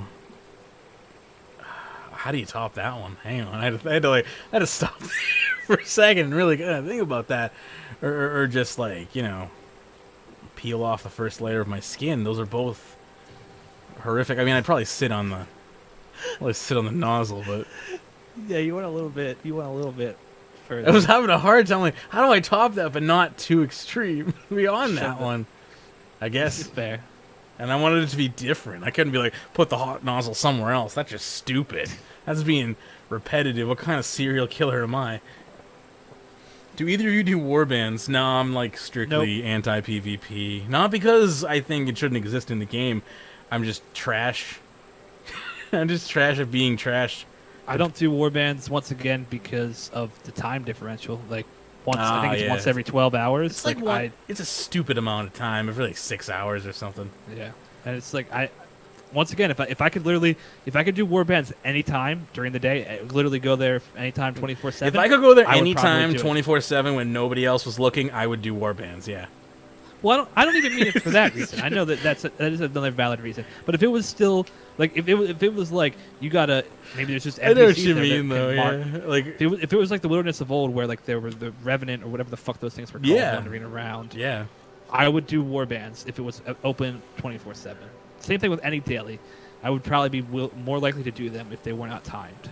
That is fair. I'm more likely to do anything that isn't timed. I hate timed missions. Yeah. Any video game that uses timed missions, don't. It's mean. It's at the end of Halo 1. I hate mainly like don't use them in like first-person shooter games. Well, see, I was saying the end of Halo 1 is the only timed mission that I personally like. Really interesting. Real-time strategy games and other type of games like that, I think sometimes it can be acceptable. Turn-based strategy, another time. That's frustrating. Turn-based strategy with time limit, because then it's like it's turn-based, but you don't have all the time in the world. I hate that. Yeah. Every time you and I play Civ 5 together, I make you turn the turn timer off because I hate having to. I still really want to do a Civ 5 stream with you. We did one. Did we? I don't remember it. Let's do another one. It was about 2 months ago. I've blocked it out of my mind, so it's time for another one. Yeah. I really want Civ 6. I just don't have the money for it right now. I'm waiting. I wanted Civ 6 when it first came out, but the biggest fans seem to have all gone back to Civ 5, so I'm not sure that I really want it anymore. Fair enough. I mean, I guess I'd take it if it was free or cheap. Yeah, I'm waiting for it to be like $10, $15, and then I'll just try to snag a couple copies. But it needs to drop to like $9.99 or something, $12.99 or something, so it's not like stupidly expensive. Because I don't think it's that much. It's a little bit different, and I just want something a little bit different. Sudwood, you should join us. That'll be fun. It's like if we should all just kind of do our own thing. Only Sudwood is not allowed to like. Well, he has to like play on like Emperor difficulty. That's all. I don't trust Sudwood. Sorry. Put him on Emperor difficulty, and we get to play on like Settler difficulty, and it will be okay. He would have to be on our team for it to be okay. It's the only way I trust Sudwood. At that level of handicap, I don't think it would be unfair anymore.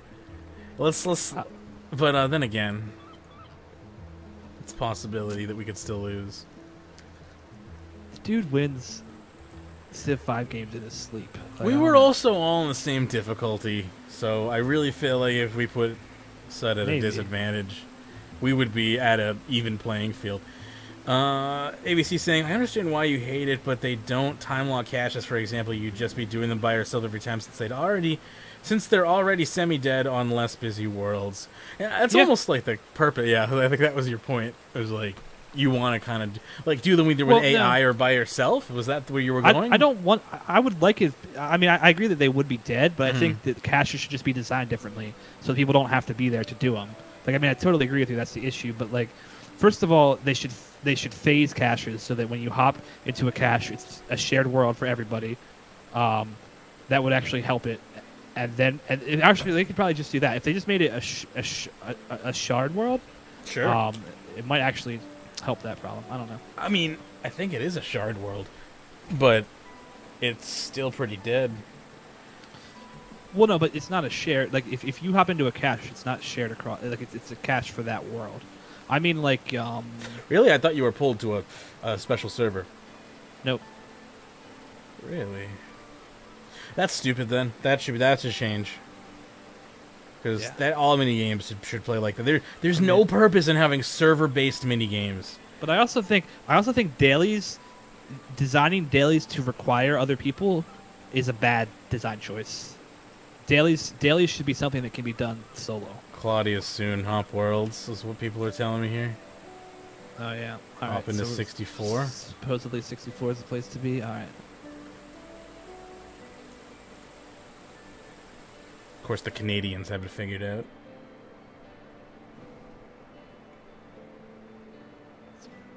See if it's a super populated world. See if I'll get lag my ass off. I haven't tried to do like a happy hour on this new computer yet. Oh my god, there's so many people here. Yeah. I can do this. Come on. Oh my god, 90, I'm actually getting come on. half decent frames. 1080 Ti. Feel the liquid cool. I'm like getting above 1 frame a second here. Yeah, I'm getting like maybe 10 frames a second. I'm not sure what I'm at. Kind of have to find out. I know. I forget how I to have a fastened display FPS. I am getting 12.5 roughly. I was pretty close. I could see frames. I'm getting 18. How are you getting more frames? Because I don't play with shadows or that other shitty thing that destroys that is horribly optimized. That's very true. I've got that volumetric lighting on. Yep, I turned shadows and volumetric lighting both off. They suck in RuneScape. They are terribly designed. Hopefully they fix it someday. Someday. In the meantime, yeah, I can get 10 frames per second on a liquid-cooled 1080 Ti. Yes, you are correct, DMH. Don't make me pull... I will pull up Specky. Oh, it's sad. But sadly, this is RuneScape. I mean, you know, to be fair, Black Desert Online also lags pretty bad, but it has beautiful, like, photorealistic graphics, like I almost expected. Yeah, I believe you. I know, it's not hard to believe, is it? ABC says, yeah, I'm glad they tuned down the let's all work together and hold hands while we play content. I remember, like, 2 years ago, everything they released was focused on working with other people. I was like all, like, social activities, stuff like that, specifically. I mean, I think some of that is good, but I just think but you shouldn't obviously. Yeah, Good. Dailies and everything shouldn't be that way. Yeah, sure. and with now everything's instanced, right? It's like, but it's like you can bring your friends, but you don't necessarily want everyone in the world with you. And I just lagged out. Yeah, it's not just you. That was the whole server. Oh, there goes Claudia. Yeah. I did that kill for a pineapple teeny. That was so much 50 fun. water balloons and an ice cream. I've never gotten a good drop from Claudia. I don't think I have either. I gotta go pause these fish. Staying on this world, is a bad idea. Yeah. I bet you still gotta get a good computer, mate. You know, like mine. You know? Oh yeah, I should put the. I don't even think Jagex can take advantage of DirectX 12, right? So I couldn't just slap my 980 Ti in there and like do a asymmetrical like SLI. Evidently eyeball. Look how I come to this world and Claudia's still alive. Yeah. They've got 20k XP off of her. Why are they even trying? Because they're probably players who are not as plugged in and don't know what the issue is. So they're like, we can do it if we try. Exactly. I need, like, eye drops. My left eye is watering profusely for no reason. There was something I was going to check, and now I totally forget what it was. Oh, yep, there she is. Oh, I was going to go talk to my lifeguard. Oh, do I have any eye drops over here? Let's see. Oh, I'm super sad. My e-rig broke yesterday. Very sad. Well, yeah, it was very sad. I contacted the manufacturer because I didn't break it. I swear to God I didn't break it. So I only have one 2015 thermometer filled. Okay. How do you even know? Probably not. Talk to a lifeguard. Should I be eating ice cream and still filling my bar for like the event, or for? Because I haven't been doing any of these. It's bugged for some people, so I don't know what to tell you. Cool. There's a lot of people who are eating ice cream. That's the RuneScape answer I expect. That is perfect. We all just want to be loners and play while we watch a movie or whatever. Man, it's true that we all just want to watch somebody else play while we're playing in silence. We all want to watch someone else play a different game on Twitch while we play RuneScape. Yeah, while we AFK RuneScape. Dreaming that we could play those other games. I don't know. I've tried those other games. It's funny. Like, oh, Claudia, chill out. I'm really liking Streets of Rogue. That game's really fun. I'm really liking this little game that you probably never heard of called Overwatch. I'd play Overwatch with you, but you're like on console, I'm assuming. Yeah, I play on console most of the time. I would totally play Overwatch with you. I've been wanting to play. I played a little bit. My Lucio game was still pretty decent after coming back. I won like all the games I streamed. So I immediately thought that the game must realize that I haven't played in months and is pairing me with a bunch of scrubs. And I really appreciate that because it felt good. And now I want to play again. You have a fishing rod equipped. That is... Yes. Yes, I did have a fishing rod equipped. I just read that message a little late. Valid information, yeah. Valid information, nonetheless. I did manage to correct the situation about halfway through the kill. I don't get why the fishing rod automatic does not work from your inventory. It pisses me off. I know. Mainly because I want to wear a parasol. Parasol or like at the beach, a weapon. I want to have a weapon on so I can fucking kill Claudia instead of having to switch weapons. It's so dumb. Lazy switches right there. Why don't all items used to work from your inventory? When did that just start changing? I don't understand why it stopped being a thing. I don't know, maybe because of the tool belt? I don't know. I guess maybe that was just a cop-out excuse, but it's the best one that I could think of. Oh, my music stopped playing again. The next album we will be sampling from is entitled... Get this out of my way. No. I'm going to go back. You're going super robotic for me. Oh, no. This is called Mountain Air. It's your Discord or mine? I think it's Discord, or it could be me. Oh, yeah, I was saying I didn't know if it was your end or my end. I have 20 MS on Discord right now. That doesn't necessarily always mean good connection to your peer, though. Yeah. I feel like they should have fixed itself now. So. Apparently, Discord's getting video chat and screen sharing. Yeah. Pretty soon. Supposedly. Oh, I don't know what I'd ever use it for, but that's cool. Kind of worried about it. Why? Are you afraid people are going to use it like maliciously? No, I'm afraid that they're going to fuck up the implementation. It's going to make the service worse. Ah, that's valid. Yeah, they even pretty much were like, yeah, it's really hard to transmit video. That would be a real shame, and I hope that isn't the case. Because I really don't... I'm hoping that not a lot of people... Who am I kidding? Everyone's going to use it over Skype. Yeah, that'll be a real shame. I guess it'll probably be private calls only, so it won't actually change a lot of the service. But I think a lot of people talk on private calls, especially now that private calls can be group calls. How many chats can you have active in a video? I assume none at the moment, but what are the end goals for Discord? Yeah. I mean, DDoSing via Discord is almost impossible, as far as like via directly the client DMH. Just by the way it's designed, meaning they kind of stand in the middle, versus Skype, which is a peer-to-peer connection. Also, Skype is made by fucking idiots. Yep, that's true. They could make it better, like not stupid, but Skype doesn't have to show your goddamn IP address like it does. No, it's it totally doesn't. Design flaw. I mean, running your own TeamSpeak server will reveal your IP as well, but that should be suspected. Anytime you run your own any type of server, you're putting yourself open to that type of stuff. But if anything, Skype really should just be completely thrown out the window in comparison to Discord. It's a million times safer. Yeah. Its quality is better most of the time. The only thing it can't do is dial out. Good.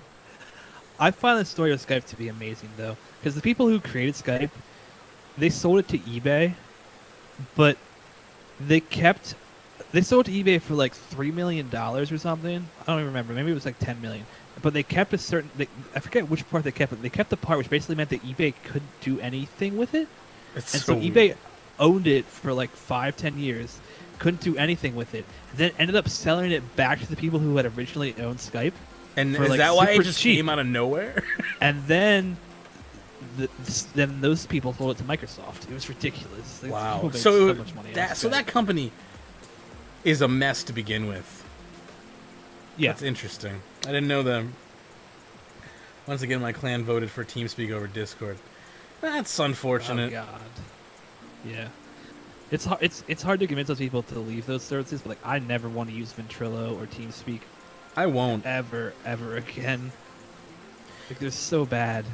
I will not join. Like, if I'm picking up a new game and someone's like, yeah, just hop on our TeamSpeak, I'll be like, you don't have a Discord? And they're like, no, we use TeamSpeak. And that's just the last part of the conversation is them saying, now we use TeamSpeak. Yeah, pretty much. It's just, I'm already PMing a different guild leader.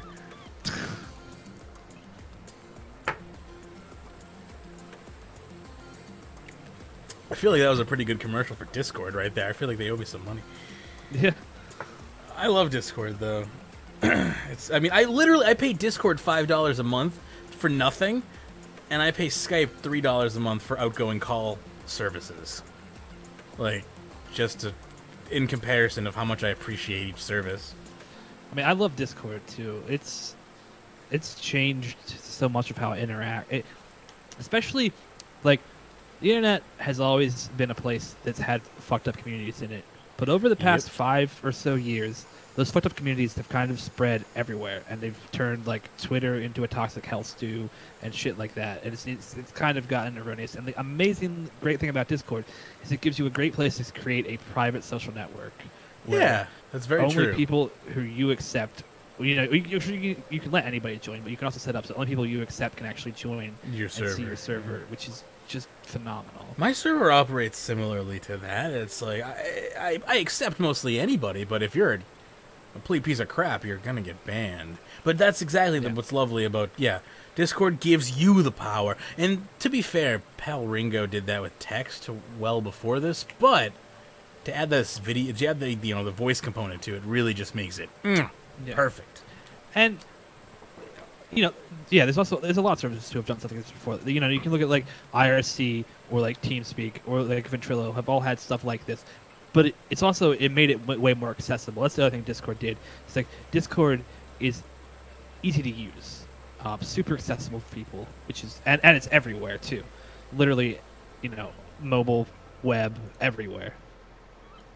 Yeah, Discord just came out of left field and was just like, really here we are, we have everything available for you, and we have all the options that you could ever want.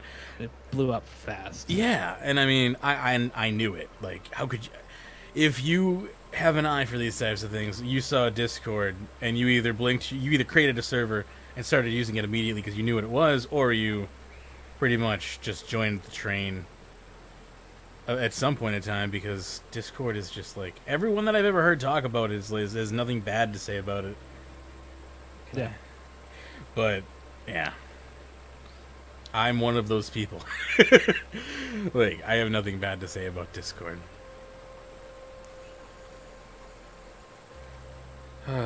Me either.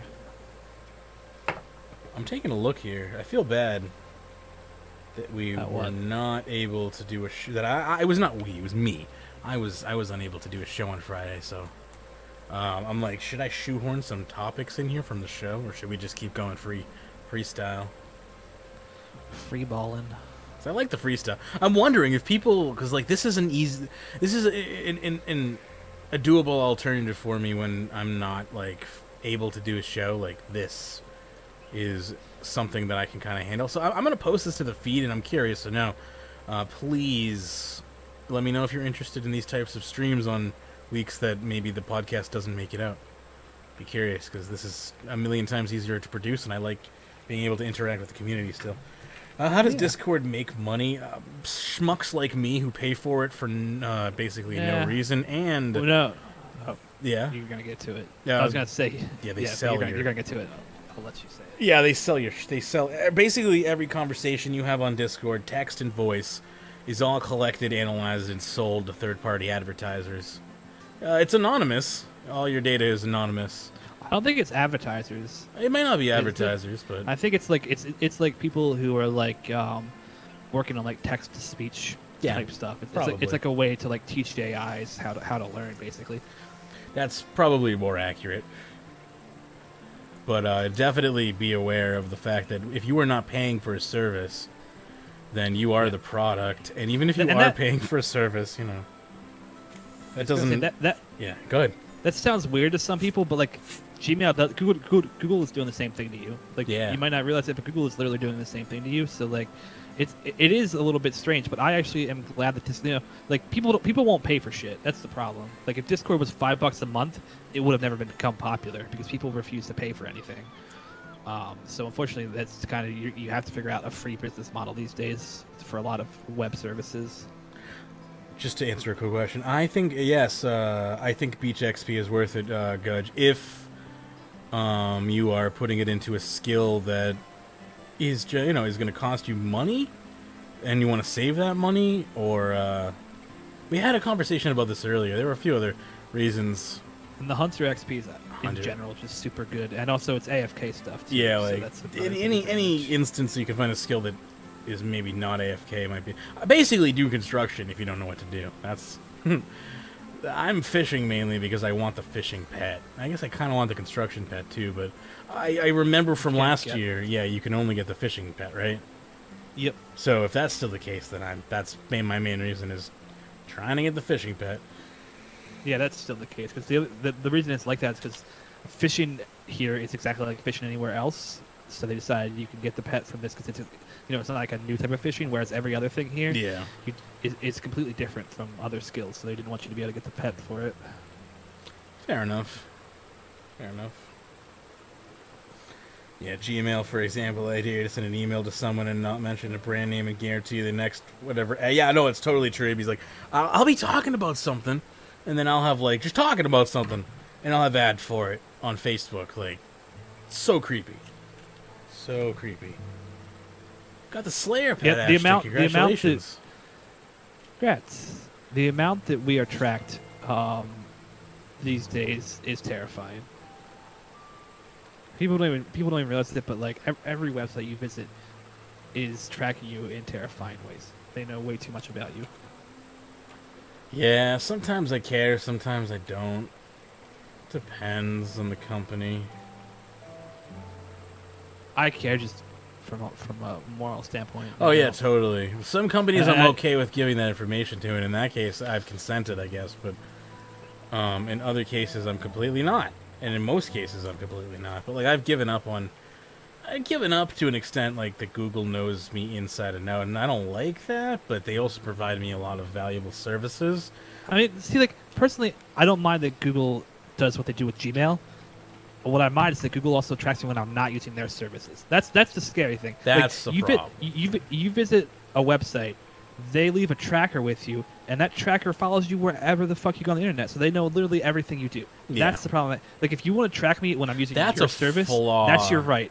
That's in- totally fair. I'm using your service for free. Track me. But when I leave your service, Yeah. that's where that contract ends. In my opinion, that's a flaw in the way the internet was designed and needs to be fixed in like the next version of the web. Next version of the internet. Yeah. Web 3.0. For reals. I mean, the next time we basically when HTTP is out the window because it's got so many flaws in it that HTTPS is just no longer secure anymore, which basically is already true. The next host of protocols that we use really should have that type of thought put into it beforehand, because the internet was not created with privacy in mind. It was created with the sharing of information in mind, and that's about it. Here's the shitty thing too, though. It's like web browsers can handle this shit. I think like in iOS 11, Apple is basically making it near impossible to be able to be tracked in multiple locations, or once you leave a website, like the trackers won't be able to follow you from place to place. Google will never do that though with Chrome, because it would destroy their business model. Yeah. So there's kind of this shitty thing. I think it is. What do you think about me, Chrome incognito it is, mode, though? Well, I think there's a huge antitrust issue in the fact that Google, an internet advertiser, has the most popular web browser out there. Like, I think there are major issues with that. Like, I honestly kind of wish IE was still more popular than Google than Chrome, because it was better for Microsoft to own that than for Google, because Google has way too much of a stake in making money off of people who use the internet to be able to control the internet in that way. Yeah. It's kind of creepy to think the people who serve you ads. I mean, and that's unfortunately true in a lot of the other realms of our lives as well, as the people who serve us advertisements on TV are the same people who provide us the entertainment on our television, are the same people who provide us our news on our television. Like, they also have a vested interest in what we're watching and what we're doing. So, it translates to, like, smart televisions are the same way. And the internet is also the same way. It's just another realm in which they're able to peek into our lives and, paint a picture of the way we live in our private setting, which is not okay. That portion is definitely not okay. But when there are privacy flaws abound, I do think that there's a mutual responsibility of both the community of technologists, whatever, to fix these problems as they pop up, but it's also the company's responsibilities to not be a bunch of scumbags and exploit loopholes, like the fact that one website can read another website's cookies and then thusly chain track you across the internet. Exploiting loopholes is bad business practice, and it's just because the only reason the companies get away with that is because nobody understands the tech behind it. Yep. Exactly. The people who create, that's just kind of, Google, of course, understands this, but it also goes against their business model to disrupt this, so they're not going to hurt it. Whereas, we don't have any politicians in Congress who actually understand the internet. Google probably wouldn't force change in the opposite direction, but they're not going to incite it. They're not going to start it. Does that make sense? Or even valid? Should I rephrase that?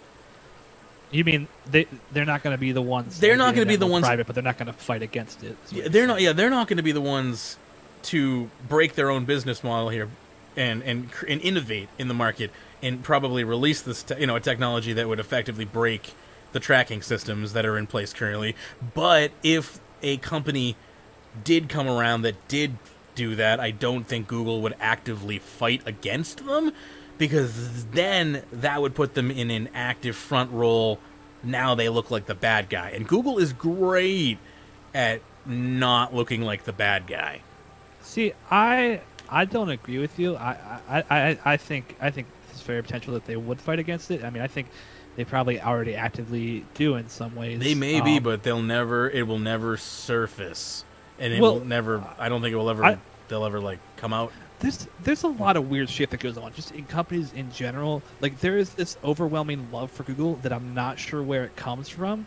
Just like there's this overwhelming hate for Apple that I'm also not sure where it comes from. It's alright. Because it's fun. You know, there are people who think the exact opposite. They don't understand where the love for Apple comes from. But on the flip side, I can tell you why I love Google.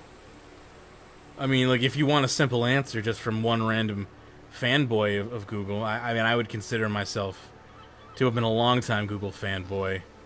I'm not so much anymore, but like what I'm more talking about though is like the blind love. Like, and of course this is generic. There are people who are different. Obviously, I'm someone who loves Apple. Yeah. But there is like this general consensus for people like who have a lot of people have I should just say a lot of people have a blind love for Google and a blind hate for Apple, and it's very strange to me because like Google is a company, like we've talked about how Google like doesn't respect your privacy at all.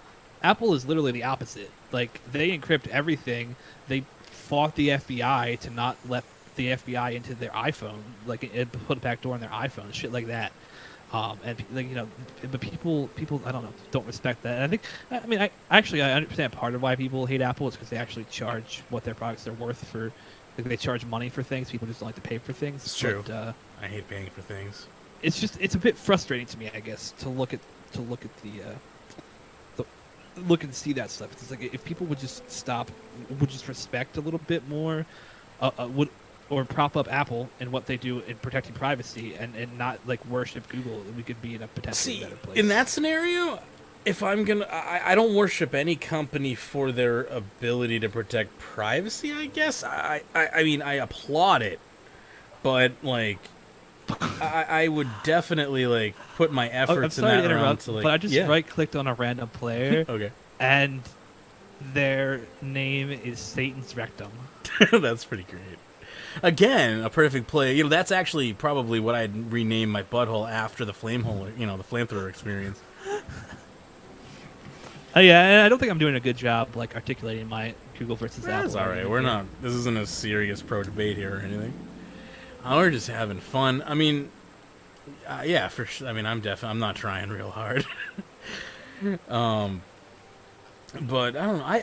Google. I mean, really, it was always just like, for me, is they always seem to be constantly releasing free shiny toys, and as a poor teenager who loved technology, it was just really cool to see these constant like. Shiny toys being handed away. Yeah, and I was the same way up until like 2008. There was like, yeah, the thing that ruined it for me with Google. There were small things, but I think the main thing. I'm trying to even trace it back now. The biggest thing to me was it was Android, because this is got to be controversial as fuck, but. Eric Schmidt, who was at the time CEO of Google, was on the board of directors at Apple, was shown the iPhone before it was launched, and was literally at the Apple launch announcement of the iPhone. Google was a huge partner with Apple. And then 6 months later, Google had completely taken Android, which Android, before iOS came out, was basically a BlackBerry. It had a keyboard on it. It was not touchscreen. It was basically a BlackBerry OS. That was basically what they were trying to recreate. Basically, Google used their advantage of seeing the iPhone before it was out / being partners with Apple to turn Android into a competitor for that, which left a huge sour taste in my mouth. It felt scummy as hell. Oh, that's definitely scummy as hell. Because that's like business. Yeah, I mean that is business. I hate business.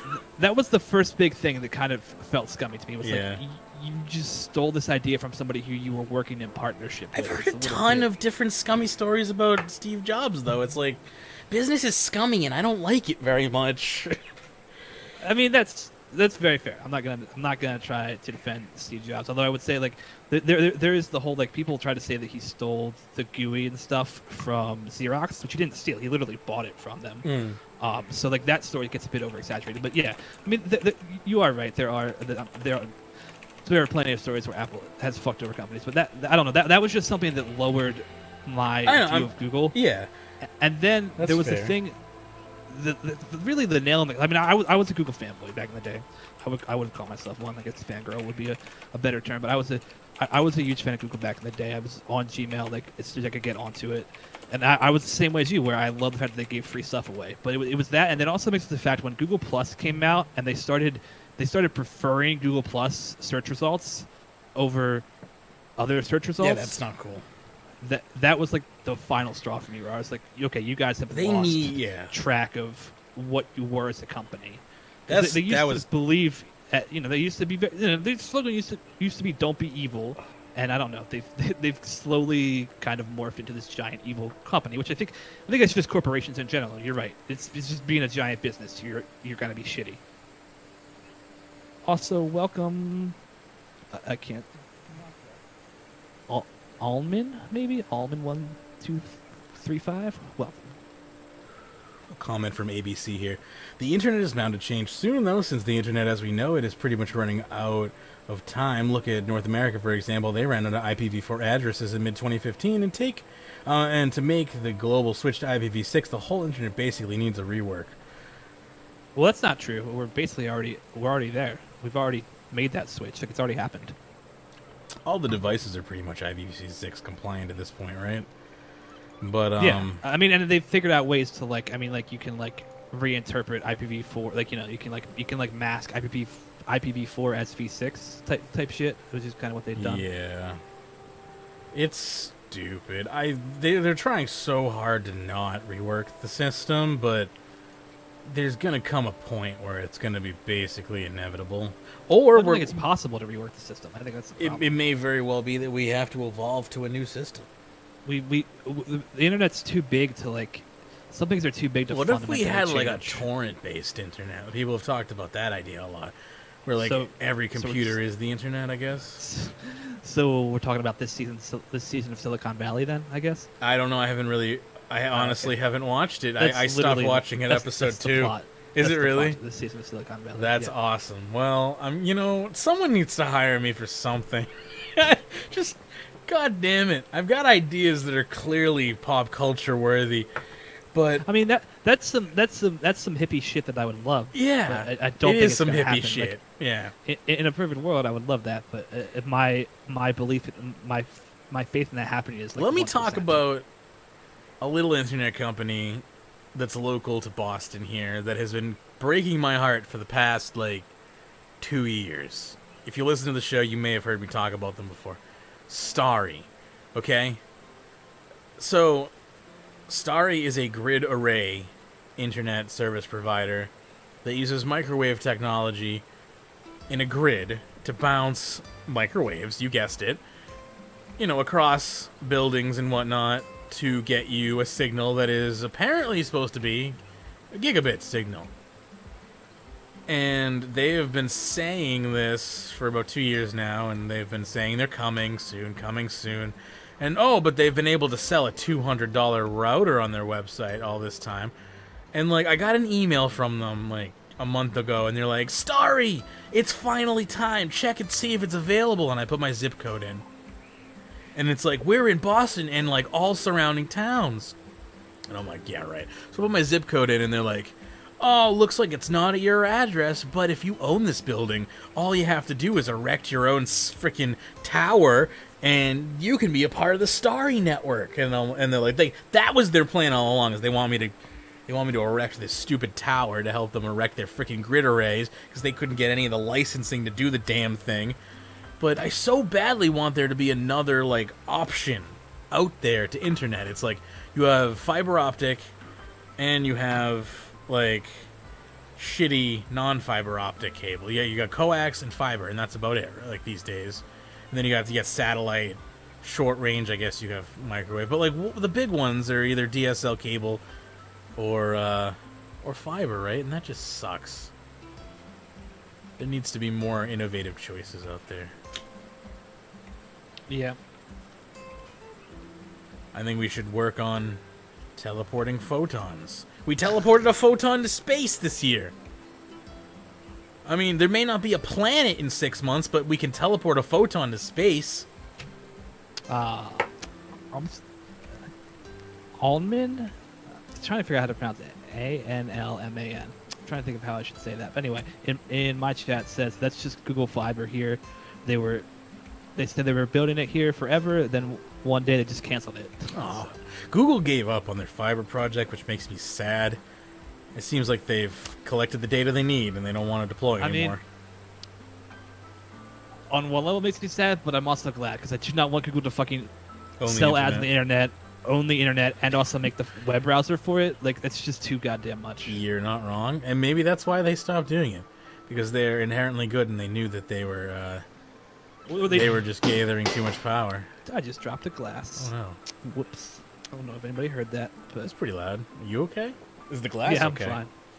Yeah, the glass survived. Luckily, good. it dropped on the floor too, so it didn't spill on anything. That's good. I forget what I was saying now about Google. Oh, I have a feeling they might have stopped that because they knew they would get their asses sued if they kept going. Yeah, that was the in between the lines message of my righteous comment. Okay. Yeah, totally. I'm gonna go clean up this water. I'll be right Yeah, back. no problem. I'm just gonna keep fishing. Keep on fishing. I feel like the reflections in the water are new. But they're not, but I just don't remember them. Just been a while since I played, that's all.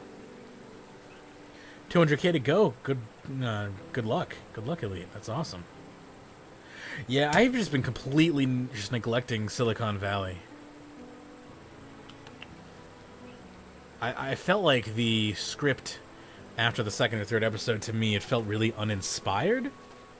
And I won't go into spoilers, so no one has to worry about tuning out or skipping ahead. That's all. That's all I have to say is I felt like the script seemed really uninspired this season, especially for an HBO series. I expect quality writing from HBO. Premium channel, for God's sakes. That's all. I'm kind of in between shows right now. The Office never counts. I'm always watching The Office at any given time. But as far as, like, fresh shows, I just watched all of, Oh, yeah, you can jump in, Sud. Of course. Never, like, just jump in. I'm back. I wasn't unmuted on Discord. That's fine. Yeah. Sudwood might join us. Cool. I don't know when that message was sent, but I just saw my PMs. You're always welcome. So, Onman says, I listen to you guys all the time. Cool to actually see a stream. Well, thank you for stopping by. And as far as switching back to fiber a little bit, I honestly think in the U.S., our government should be laying the fiber backbone. I think the government should run fiber throughout the entire country, and then they should lease it to service providers. And yes, there should be a package that is free. There should be like a 25 megabit up and down package that is free to anybody, and then you can pay a third-party provider who leases that line a certain amount to get the speed that you want. I also want it to be that, like, the government is not allowed to, like, actively look. These lines are encrypted. Like, they're not allowed to look. No one's allowed to look at them unless there's a reason to, like, an active investigation going on. It's not, you don't just get to collect all my data and, like, make a profile on me. No. Like, you only get to look at people's data who is, like, alleged of a crime or something. Very good point to bring up. But, yeah, I wouldn't, that would, isn't that kind of what Australia is, like, sort of trying to do right now and has been failing miserably at? No offense, but for, like, it's hard to do those types of projects because they take decades sometimes. Exactly. Yeah, it's just so much, like, just man hours and time that has to go into it. Oh, let's turn it up. I mean, now I want to play Overwatch. I mean, that's why we all still run on coax, because, like, the coax was run, like, 50 years ago, 100 years ago, and it still works fine. Yeah. Not really fine, but still works. It does still work. It's ridiculous that we can somehow have taken something that was meant to send a TV signal, and now we're sending a fucking internet over it. That is pretty impressive. I mean, it's been I've been watching the Computer Chronicles on YouTube, which is a public access computer show that started in the 70s and went all the way into like 2001. And I love it. They get so excited over the shittiest technology because it was awesome back then. But it's like, with this, you're telling me I'm watching television right now and my computer is also downloading a text file with recipes from the episode? That's insane. Only $80 a month? Sign me up.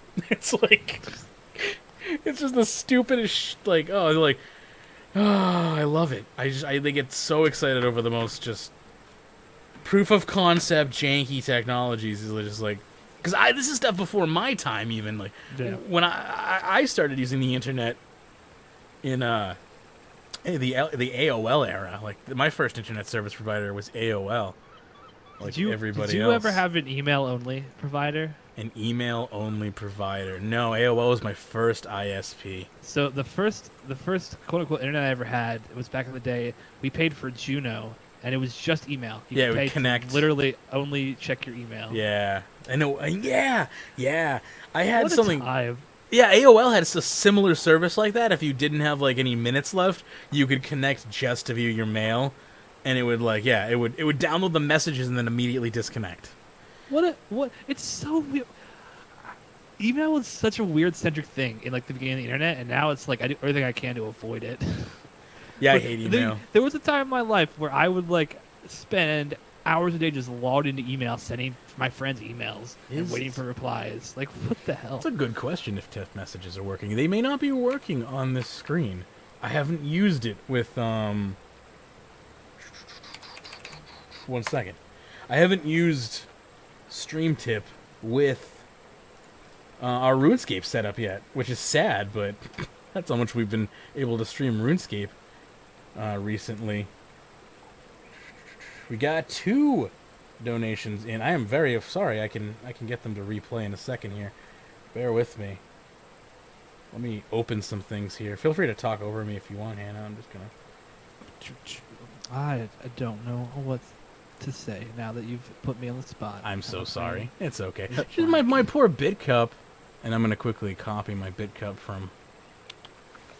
Oh, look, Sudwood's here. Hello. Hi, Sud. What's going on? Not much. I was playing some Black Desert. Got a couple skill points. Got a couple skill points. That's pretty cool. Now I have to readjust Sudwood's volume. Try to get him to sound loud enough for the stream. Dun, dun, dun, dun. I can try to increase volume. No, you're good. Don't do anything. Okay. Don't do anything. Yeah, okay. I'm only at 100% output volume, so if you guys ever need me higher, I can do that. If you need a topic later, can you talk about tips for aspiring content creators? Yeah, we can. Yeah. Sorry get lucky. Get lucky. I mean, that's tip number 1 is have master RNG. But that's a really good question. And I mean, yeah, go ahead. Yeah, we can talk about that right now, unless you had something else you wanted to go into first. Sud, did you have anything you immediately wanted to bring up? Just on your internet discussion, the really cool thing is 5G is going to use radio station bandwidth. Interesting. Like the gray areas, like the unused portions, or they're literally going to use the antennas? No, it's the same. It's the same frequency as several radio stations. The Chinese government now owns 30 of those that are going to be used for it. Interesting. Yeah, so it's the when we freed up analog TV, wasn't that supposedly going to be a place to be used for internet? But then that never happened. Never happened. That's sort of getting folded into 5G. It was originally supposed to be sold off to like the cell phone companies for like their broadband internet, and then that never happened. So there you go. Apparently, it's being turned into 5G. 5G is like many different sets of spectrum. They're all being like shoved together under one marketing term. Yeah, those marketing buzz terms. Yeah, when somebody says any of the G's or any of the megabits, it's like, what are you really selling me here? Yeah, especially because like in the early days of 4G, we had like falsely labeled 4G networks. I imagine 5G will be the same because there's an official spec, and then there's like what marketers want to call something. Yeah. And like there was like I remember AT&T had like this upgraded version of 3G that was like twice the speed that they wanted to call 4G. and so they did, and it was for consumer because it wasn't actually LTE, which is what actually required for 4G. But like, yeah, the marketing versus the actual people who come up with the spec, there's a lot of difference there in the people who are doing those things. Yep. But as far as aspiring content creators go, I mean, it's weird because I still find it hard to think of myself as a content creator. But just if you know what you want to do, like, just start doing it. Like, I don't. It sounds a bit easy and silly, but like, it's pretty much that. Like, if you want to make a podcast, and you can afford to host it somewhere. I mean, it depends. I'm thinking podcast because that's primarily what we do. YouTube's like, still a great place to start for anything, though. That's what I was gonna say too. If you can't afford a host, you can always just post whatever you're doing on YouTube. Even if you want to make an audio only thing, if you make an audio only thing, you make a nice little overlay. I thought it would be crazy to put the show on YouTube. Yeah, I was wrong. It's like a fourth of our listener base or something like that. So clearly big. not. Yeah. Yeah. It's a pretty big amount. I mean, one thing is don't be sad to upload content to an empty room for like at least 6 months.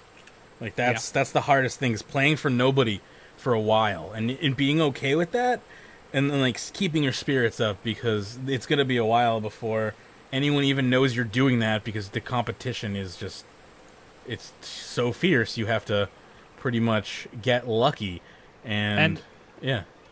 And what you're doing too, like, say for example you're streaming on Twitch, become friends with other small streamers. Like, don't just stream and expect that to be it. Like, go make friends with other small streamers, and then like see if they want to stream together with you at some point and stuff like that. You know, put yourself in other people's communities, and it's to kind of as a way to get yourself out there. Be active in other people's communities, and it's likely their bleed over will take place. It's very likely you will make friends, and the community crossover will happen there just purely by being active in other communities. I know we had a lot of like RSGuy community people at one point in time bleed over, just because I used to hang out in his Twitch chat a lot. I was a mod in his Twitch chat for a while. Really cool guy. But yeah, I mean, that's definitely one thing. I would say as soon as you can, find, and this is YouTube specifically, find a multi-channel network to be a part of, because it removes a lot of restrictions that you'll have on uploading and advertising and monetizing things, and not having to worry about copyright strikes as much. You get way more privileges when you're in an MCN. So, I mean, pretty much, I think, like, once you hit 100 subscribers or so, you start to get access to some of the lower ones. That's when you have to really make a decision, like, how much you value your channel, really, at that point. Because there's tons of small MCNs, or like shark MCNs that eat up small channels and give them really, like, shitty control. Like, you have to be careful who you give your control to. So that's another thing, is, like, when you're picking your MCN, again, also, like, read the contract. Don't just sign a contract. Read it, because there are some MCNs out there that can and will take your channel from you if you, like, stop producing content or don't produce enough content or whatever. Like all that drama that was with Machinima years ago. Yeah, like, that stuff still happens. But there's some, like, I'm a member of TGN. They're pretty good for as far as larger, more well-known MCNs that accept smaller channels. If you're familiar with Brutal Moose, it's probably the largest TGN network member that I can think of off the top of my head. And heck, if you haven't heard of Brutal Moose, you should. He's hilarious, makes great videos, and used to play RuneScape at one point in time, which I actually didn't know until he made a video on it one day, which I think was like most upvoted on the RuneScape subreddit a couple years ago or something.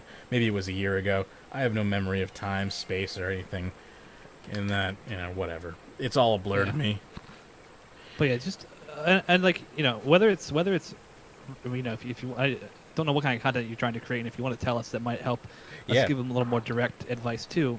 But like, yeah, just also don't worry about the quality of it. Like, putting stuff out there is more important. Like, you don't need to have $1,000 microphone if you're doing something audio. You don't need to have like perfect grammar if you're writing like or like a perfect voice. Like you'll find your voice over time. Yeah. Oh God, don't even remind me of what the show used to sound like. That is so true. Like you, never be afraid to constantly be changing. Right? These sound very cliche, but they're all very true. Is like I listen to old episodes of the show, and I'm talking like 2013, 2012, 2010, 2011. Holy crap! Like, and I guess it's almost a sign of growth, in a sense. If you're not happy with your old work, it proves that you've grown since you created that. So that's pretty cool. Yeah. One thing that will help is if you use Audacity, you can do a lot of cleaning up of your audio if you don't have an expensive mic. That's true. Yeah, Audacity is a great free tool. I spent so many hours looking for tools that were, going to cost me money just because I figured they would be the best, and I've used Audacity ever since I've had it. Like, and then OBS is pretty good for recording video. That's where we differ. No, I'm just kidding. The OBS is great if you have the ability to learn it, I guess. Just something about OBS that I just have a really hard time with. I know. I don't know what it is. It's hilarious every time I try to help you learn it. Nobody can. It's impossible. I am... OBS just released a big update the other day.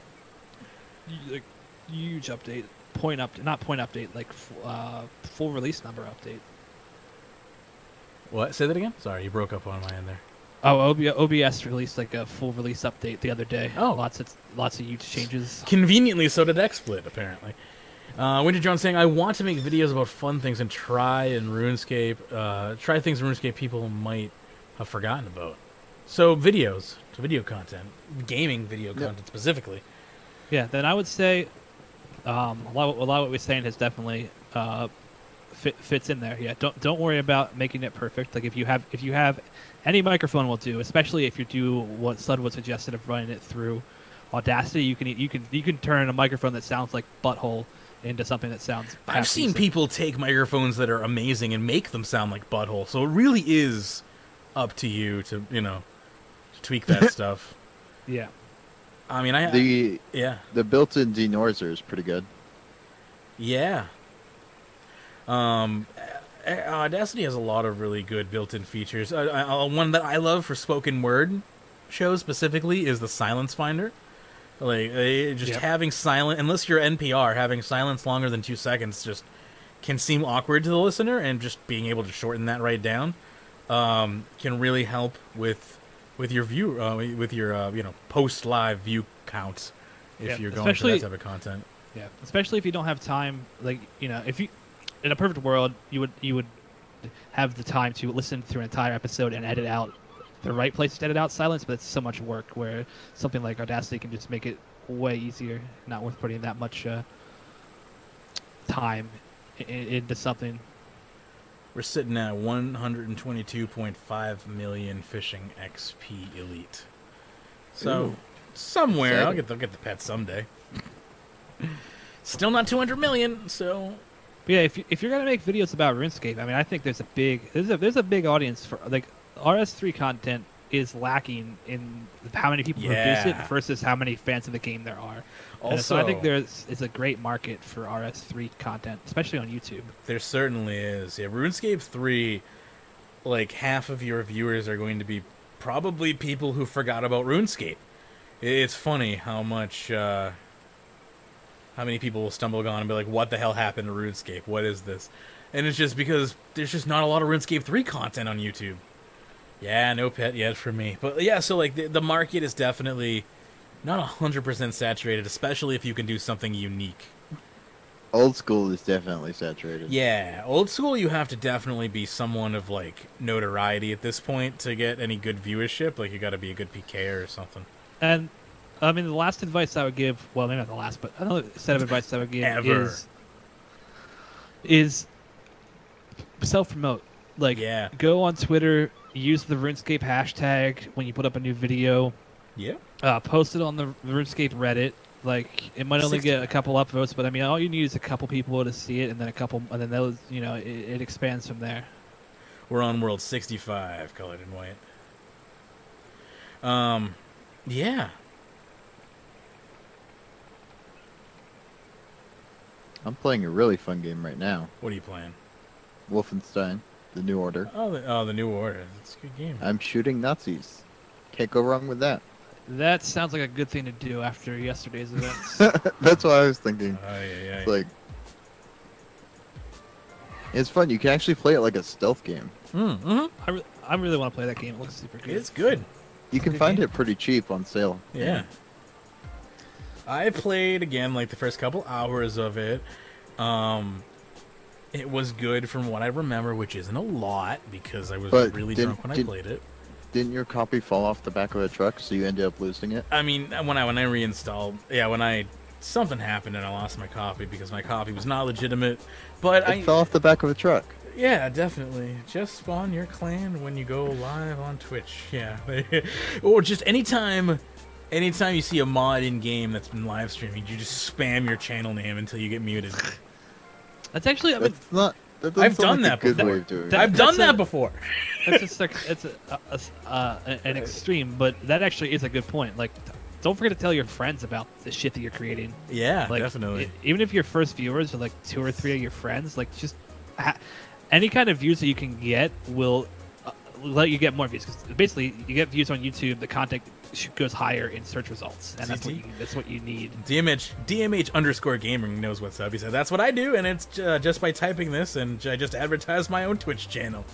Bam! See, he knows what's up, and it's very true. I love hanging out in kind of medium-sized Twitch channels, and sometimes you end up making friends, or sometimes people click on you and are like, "Hey," I've literally just hung out in like fairly active chats playing while the streamer's just playing like puzzle games and just getting tons of followers just from talking to people. Where there's like 400 or 500 live viewers. Not a huge chat, but a large chat. Oh, hey, Colored White, what's going on? Coloredscape, cool name. Beachy. Nice outfit. I like it. Nice. I'm on the wrong fishing spot, huh? Join us. Fish for a while. Why are id Tech games so good? Because what? id games? I said, why are id Tech engine games so good? Because it's id. They've made good games always. I guess that can't generally be the... Oh, hang on. Not always, but they've made a lot of them. Da-da-da-da-da-da. Oopsies. I could shoot watermelons and make them explode. I love being able to like play a game and do something stupid and be like, "Oh yay, that worked." Yeah, any game with a physics engine is fun for me. For that reason, I kind of want to play Fallout again, and I've tried a couple of times, but I failed. Is the modding API out yet? No, there are mods for it, but I don't know who has access to it. Like, there's a shit ton of mods for it, but is it Steam Workshop? Is it what? I don't know. No, let me check. All I know is the last time I installed a shit ton of mods, played like an hour, then went to play it again and just wouldn't play anymore. Probably from all the mods I infected it with. They seemed like good mods at the time. They were mostly just like enhancement mods, like weather enhancements, more dangerous mobs, stuff like that. And I mean, let's be honest, what I mostly got were invisible mobs that spawned and couldn't attack me and dropped amazing loot. So that backfired on me.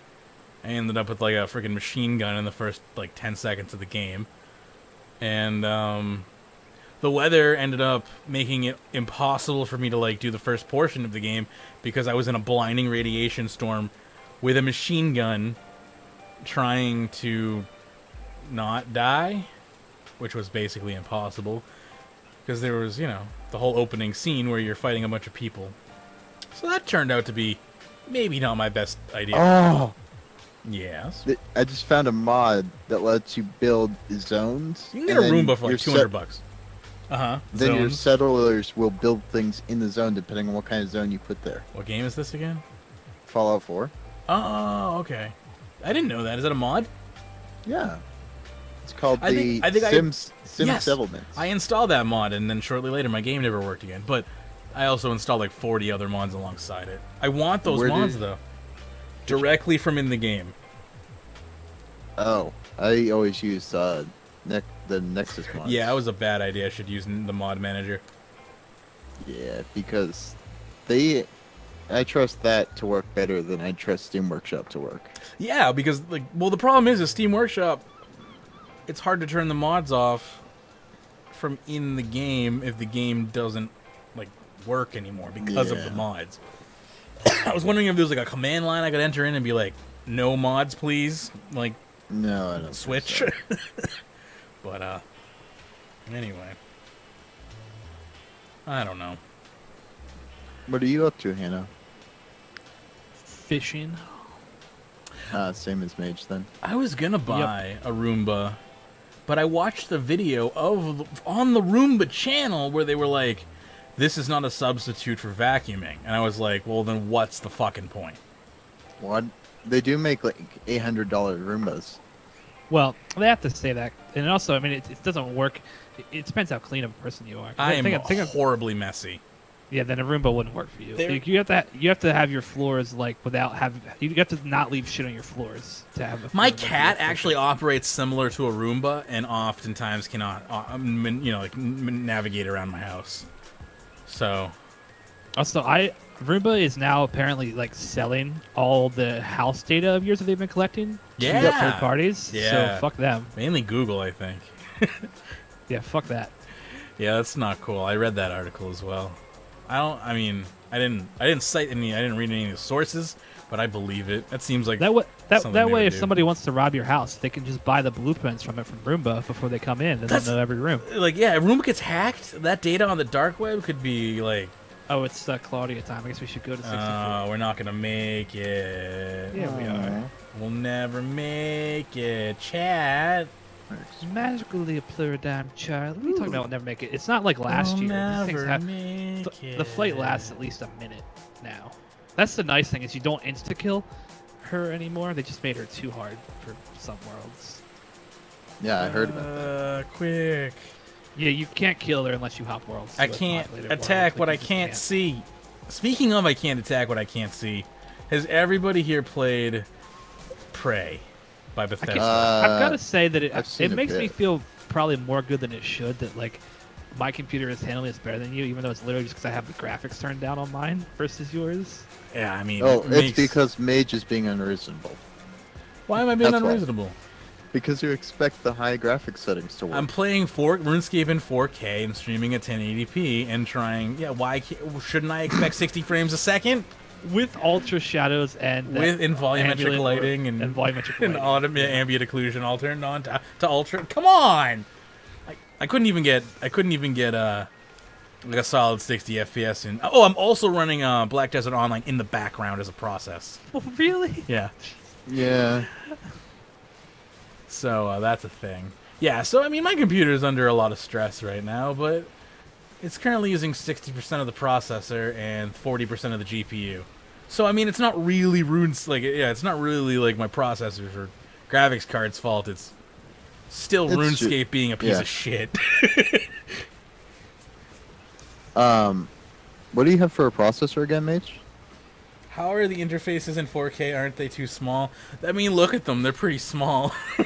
They're even smaller for me. What did you say, Sud? Sorry. I said, what processor do you have again? I forgot. It's the 5820K. Is that the i7? It is an i7, yeah. Alright. Claudia is dead. For some reason... It runs at 3.3 gigs when she dies. It runs at 3.3 gigahertz. What about when she dies? The entire server lags. Oh, that's very true, yeah. I gotta hop worlds. Get me out of this nightmare. I don't get why for the 4000 and 5000 series, Intel made a whole bunch of weird names for their processors. Coffee Lake. I don't like because it's not compatible with the other Lake-based processors. Yep, that's true. So why have it called, you know, X Lake? Why doesn't it have it? Oh, no. Because motherboard sockets only last 2 years. But it won't even fit in my motherboard. That makes me sad.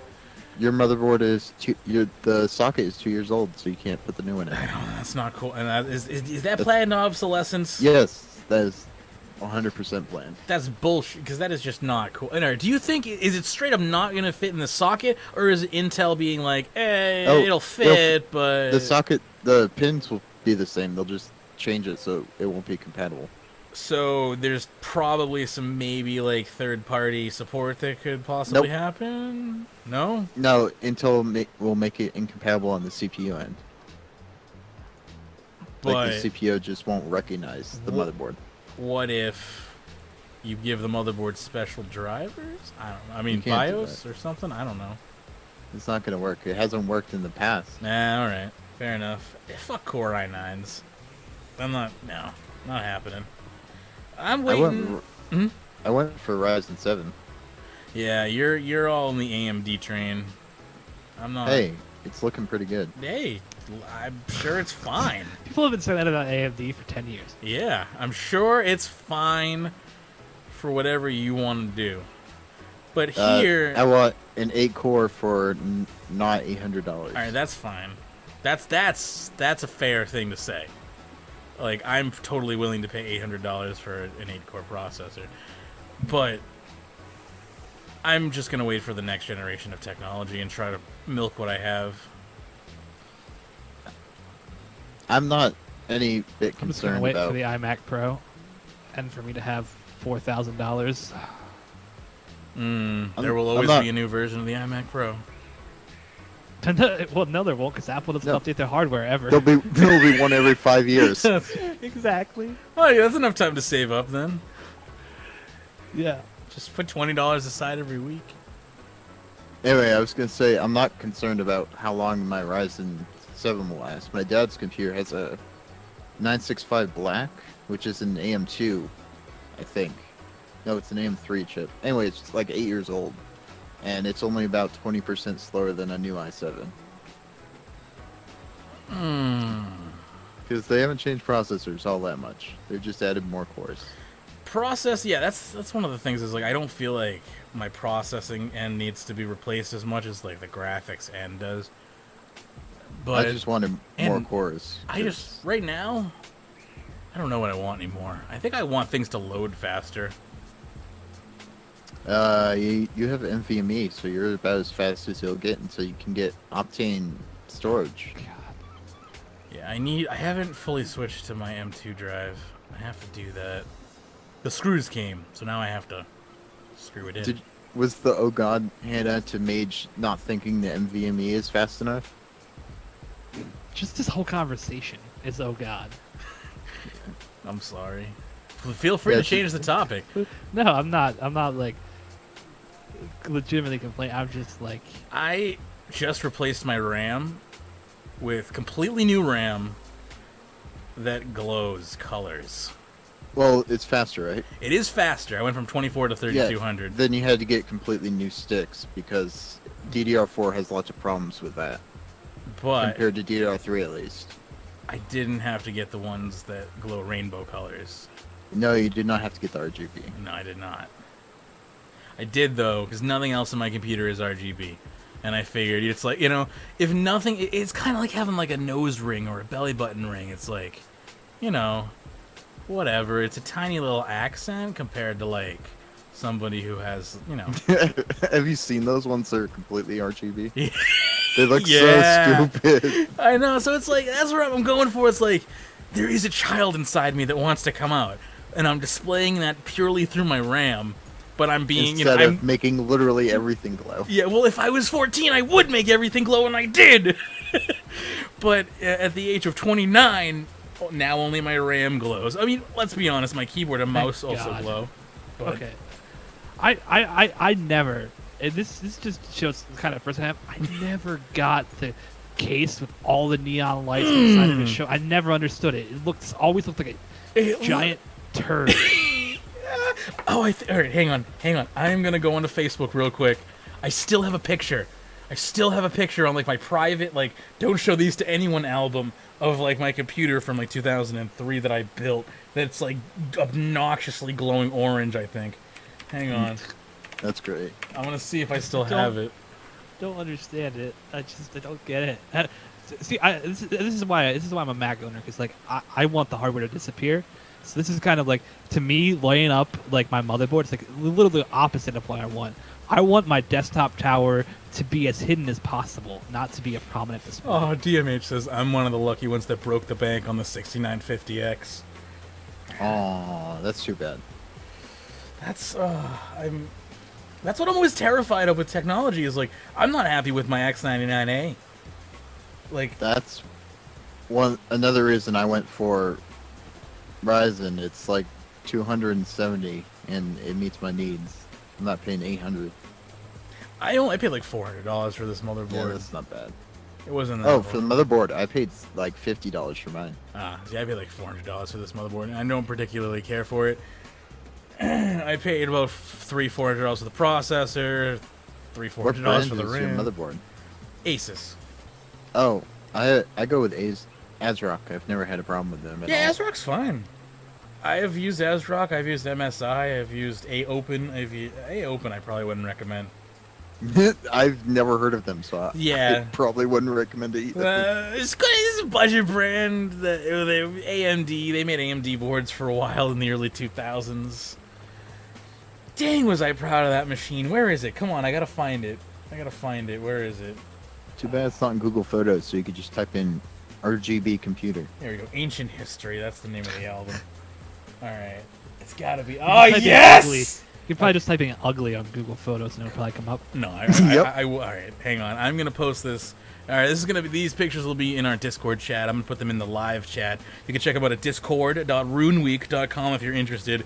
This was like my first like home built computer. I'll put a bunch of the pictures in live chat here for those of you who want to be gloriously offended. Oh my god, Mage, why?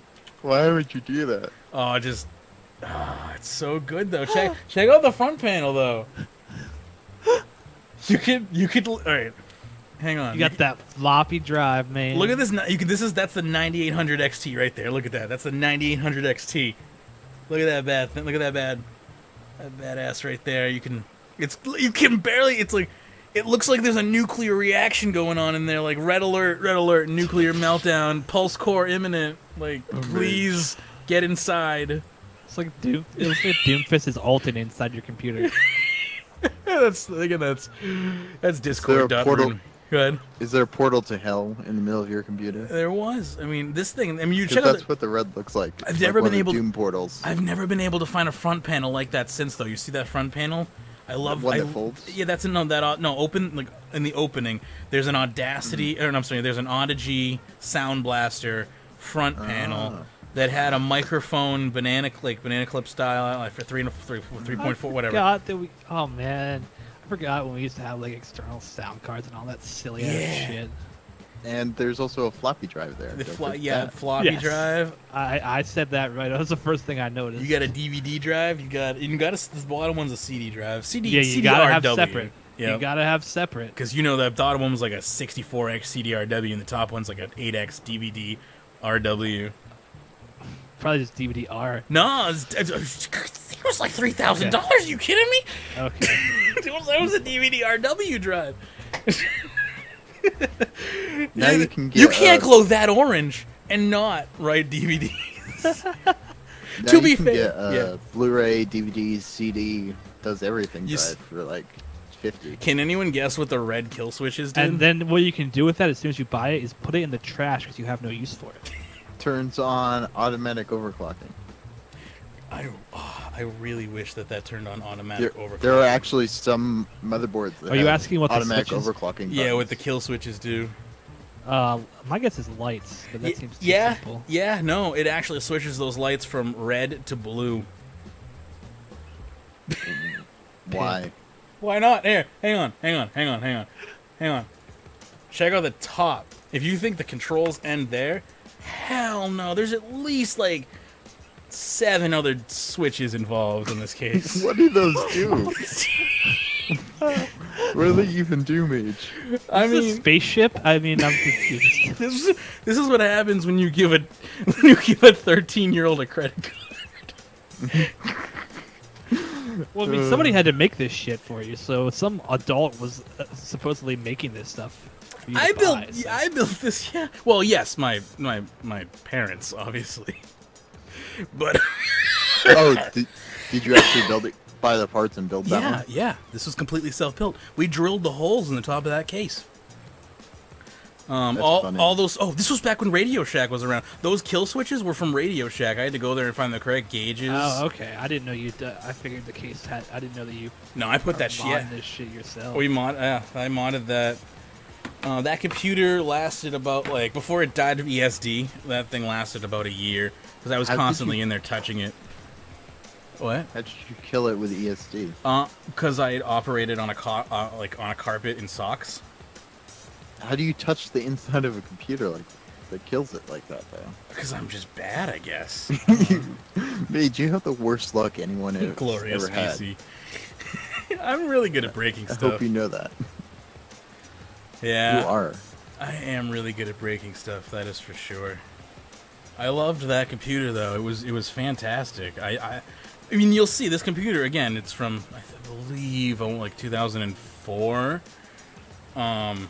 And I still had an audio system back then. Like, I still had a plug-in for a microphone and everything. Because even back then, I was like, I knew I wanted to do something with audio. I just didn't know what. Rip Bubbles Pet. Did you get the Bubbles Pet? Who got the Bubbles Pet? No, I was just talking to this person in-game toasting. Yeah, I'm certainly not getting Bubbles Pet anytime soon. Game hates me. That's the key for the game, to give me the Bubbles Pet, though. It will never give you the Bubbles Pet. I mean, it has to eventually, doesn't it? Statistically? No. I mean, RNG-wise, no, because, like... RNG-wise, you could go the entire rest of your life and never get God. it. Yeah, I just got scienced. You're right. I appreciate that. That just blew my mind. Now I'm going to be paranoid! Now I have to, like... What do you think is more likely? Do you think it's more likely that someone will win the lottery or that Mage will never get bubbles? Win the lottery. Probably more likely that someone will win the lottery. Someone will win the lottery? Well, I meant like your personal chances in playing the lottery. Like, okay, so what's more likely? Magebit wins the jackpot, or Magebit? Or you, the viewer, wins the lottery? Or Magebit. I'll never win the lottery because nothing good happens to me. If it was like, what's gonna happen? Magebit's gonna get the pet or die in a fire. And then you get hit by a fucking truck. It'd be like My Name Is Earl. Yeah. What happened to you? You'd win the lottery and then just get hit by a bus. Yeah, pretty much. Or I'd win the lottery and have a heart attack from the excitement. That would be my luck. No, Mage would win the lottery, then lose it all in taxes. That's probably also true once the government figures out that I have never paid no. YouTube for life. No.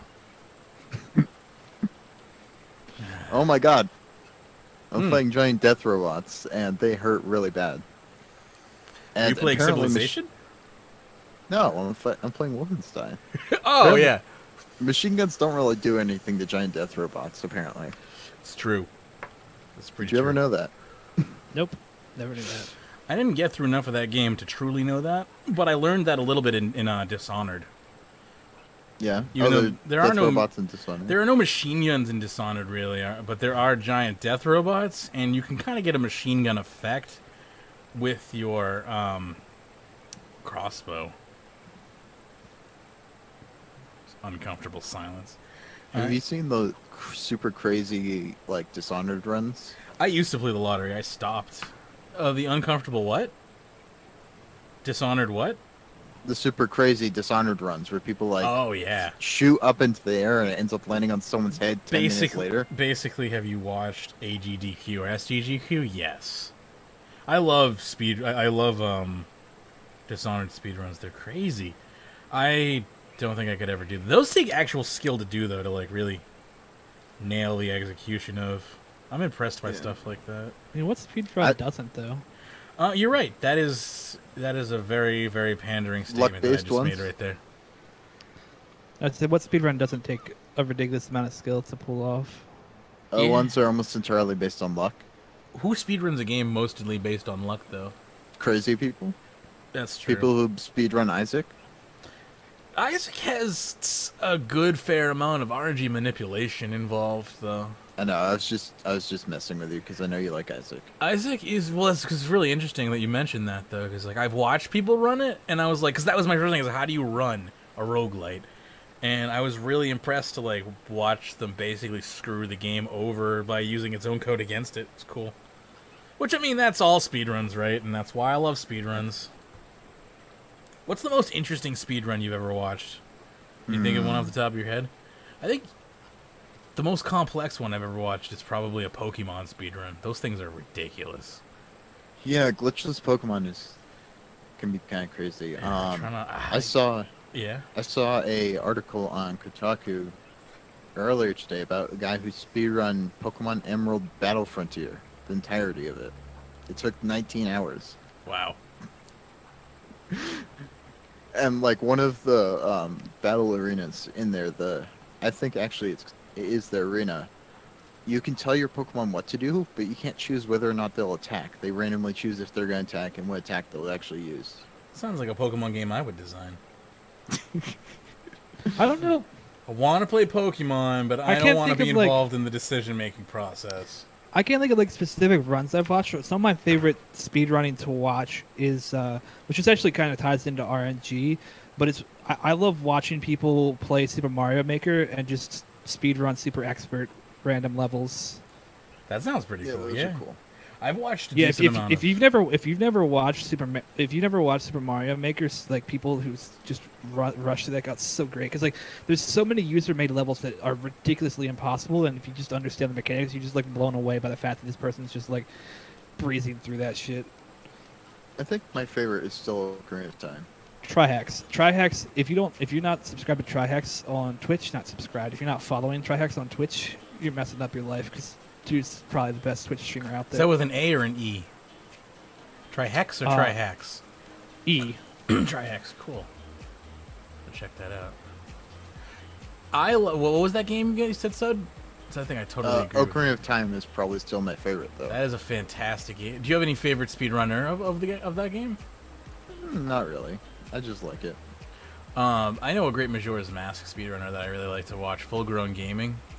They're really good. They were at, and this is not even where I found them, ironically, but they were at, I think, an SGD or an AGDQ recently, doing Majora's Mask, which I thought was really nice. So that must be really cool, like speedrunning a game and then being like chosen to go to AGDQ. Yeah. I would never be able to do that. I think I'd shit my pants. Knowing that like 100,000 people are watching me, and if I fuck. The Summer Games done quick for Nier was pretty cool. It was done one-handed. That's crazy. Oh, the blind ones and the one-handed ones and the like. Oh, yeah. Or even the co-op one controller. That's even like. I've seen a lot of co-op one controller Mario runs. I've been watching someone on YouTube because the Switch has two controllers, so you can split up the Joy-Cons. They've been going through the new Zelda trial dungeon the whole time. with one person holding each Joy-Con. Ugh, that's crazy. Yeah, it's like the hardest thing in Zelda. Do you think? In the entire game. It's like I love the people who make like the weird ass controls for like Overwatch characters. Like someone made a DJ turntable to play Lucio with. Yeah. I've seen Joel from Vinesauce does stuff like that all the time, or he'll like play Half-Life 2 with an Atari, 2600 controller. It's like, what are you doing? It's all you can do is jump and shoot. What about the person who beat Dark Souls 2 with a Guitar Hero controller? That's pretty impressive, considering I can't even get past the first, 10 seconds. The way he did it is he had auto run constantly on, and then he turned using the whammy bar. It's impressive. I can't even turn using a controller. I don't know how people do it. It's brutal. Completely. Something to do with speedruns. I totally lost what I was going to say. Oh well, maybe it will come back to me. Had something to do. Oh yeah, Nintendo and their Super Nintendo Classic. Thoughts? And does anyone care? I wish I could buy it, but I know I won't be able to. Why not?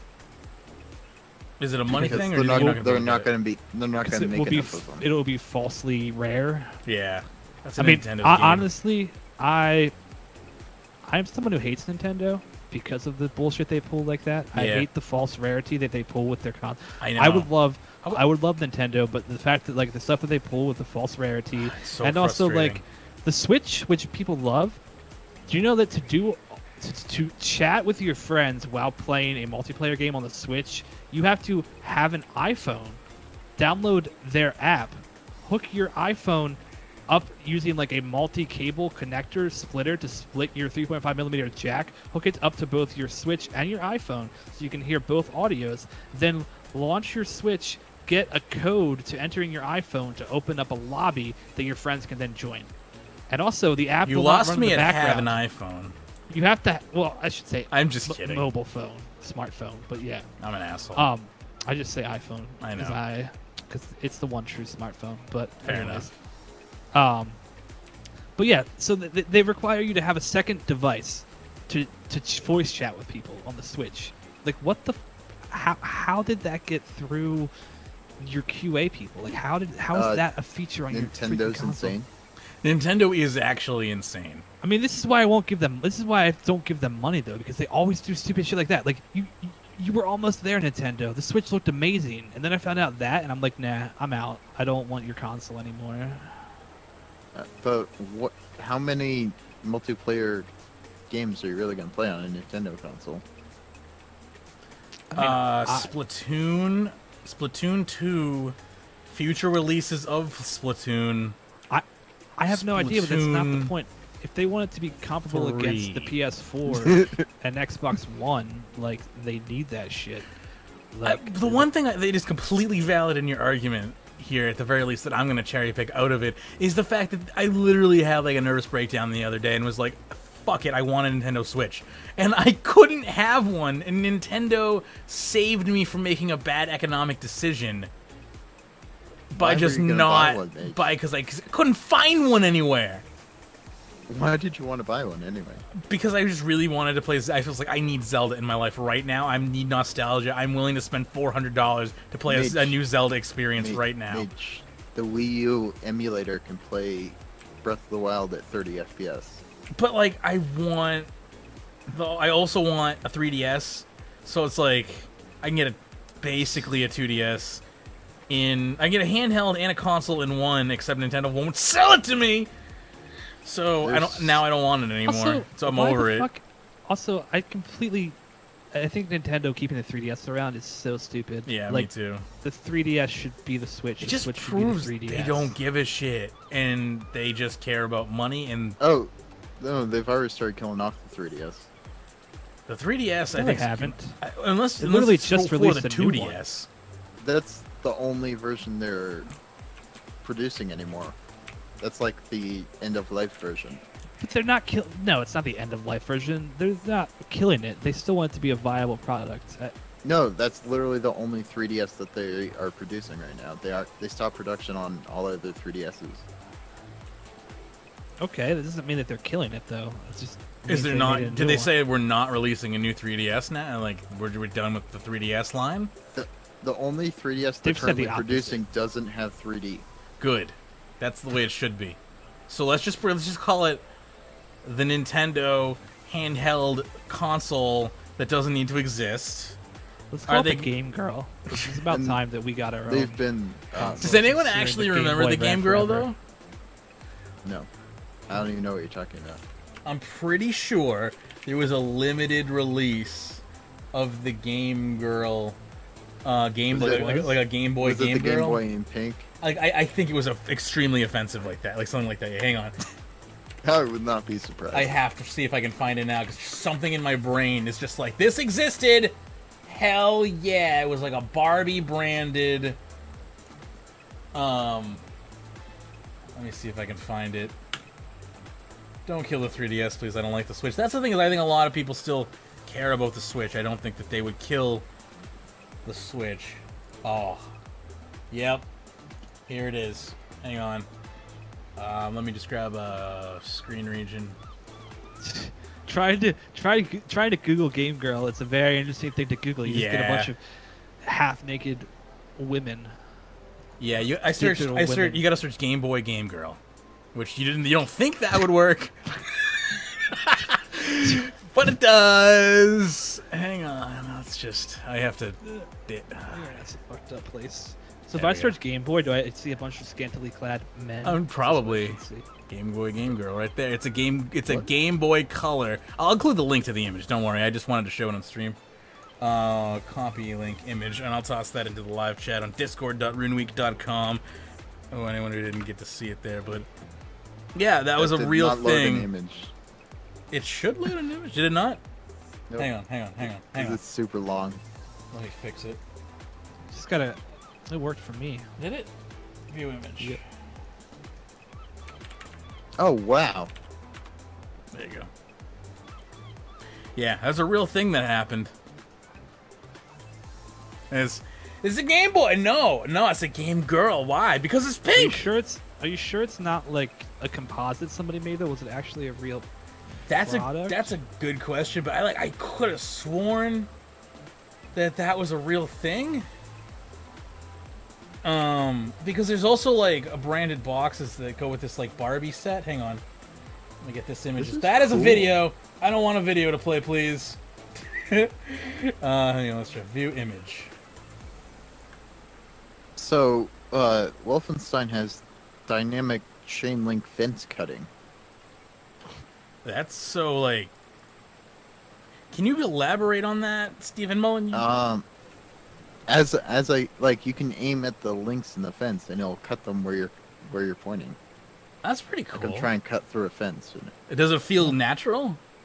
No, because I have a really crappy battery in it. So there's a Barbie game for the Game Boy called Barbie Game Girl in Google Image. There we go. All right, Elite, I think, has fixed or come to a conclusion here. Yeah, that sounds more like I remember there being this just like stupid version of the Game Boy that was, and when I was a kid, marketed towards girls, and it was no different except for the fact that it was like just a different color. And it's just like, why can't we all just like the Game Boy? Except also, it was a hoax, not a fair name. What? The Game Girl was a hoax, apparently, according to some internet stuff I just found I've been hoaxed by my own memory. That's pretty cool. And also proves how fallible our memories are. And how we're all eventually gonna die demented. Just shells of ourselves. This is actually right here is a great example of the fact that you should never trust your memory on anything, even if it's only a week old information. Yep. But by the time your memory does not work by like the way your memory works is when you think of something that you remember, you bring that up, and then your brain rewrites that memory with what you brought up, not with the original date. So basically, every time you bring something up, you are slightly corrupting that memory. Yeah. Our brains are like shitty hard drives. Yep. We're volatile memory, for real. It's crazy to think about. Which is all more reason why we should be able to install upgrades into ourselves. That's true. I actually play the game. I actually play RuneScape with a pink filter on Elite just because I can't play it any other way. That's fair. So you're a transhumanist mage?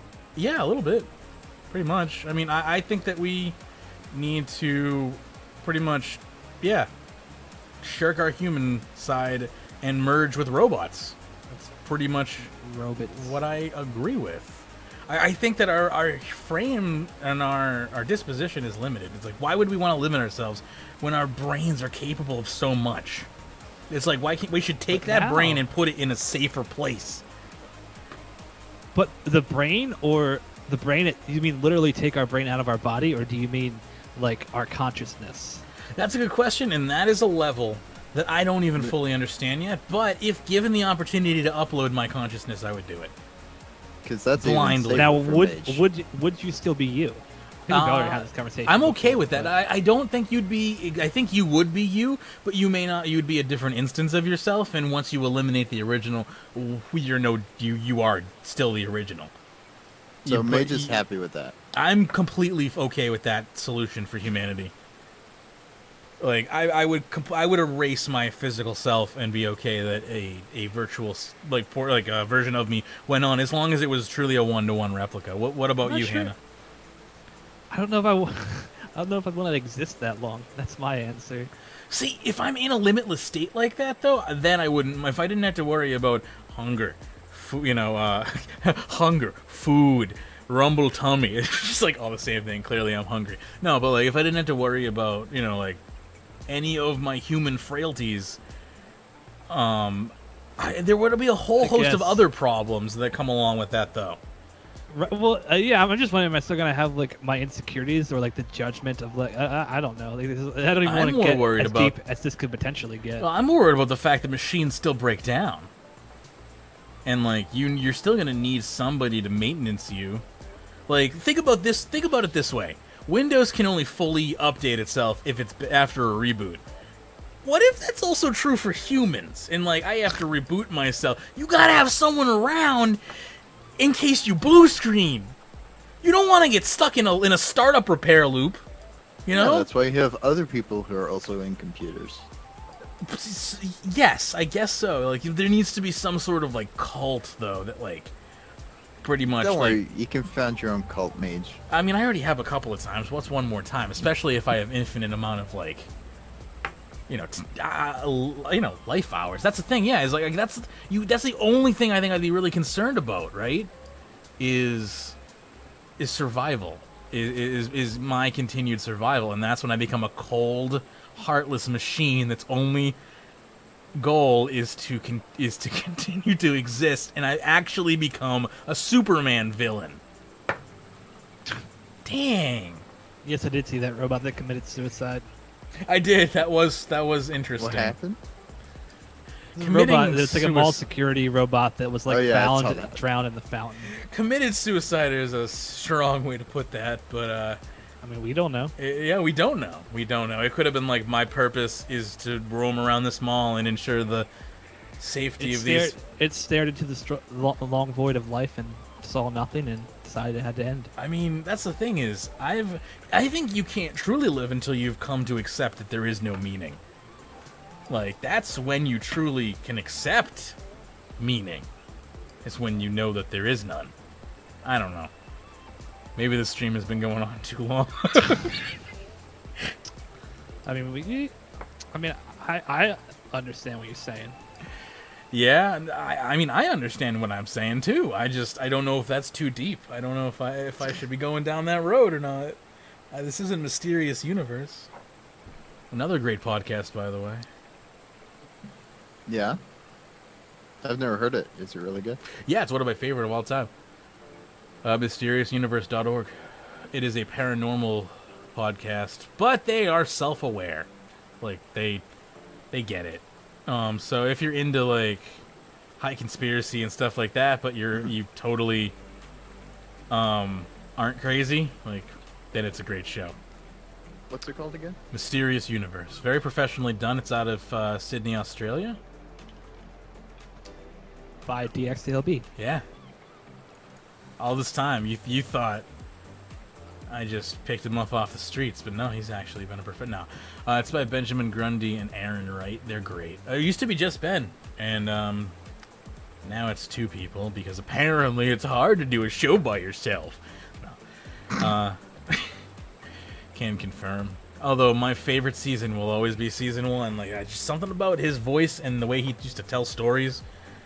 Oh, I thought you were talking about RSW for a second. And you were talking about yourself in third person. I was, though. That was the joke.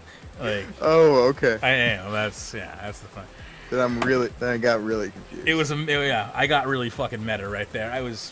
He said that, but I was totally making fun of myself because I've been there, and it is hard to freaking. But I do like his solo shows, and I wish he would do them more often. Now I sound like the RR man, who apparently was on RSBNB the other week. He's not the other week. He's on for the whole month of August. Oh, the whole month. Look at him. Is he a co-host? Yep. That's cool. Yeah, they've been changing co-hosts a lot. Yeah, they do that. That's cool that he was able to take the time to do that. It's almost like Maybe a similar offer was on the table over here for him. I don't know.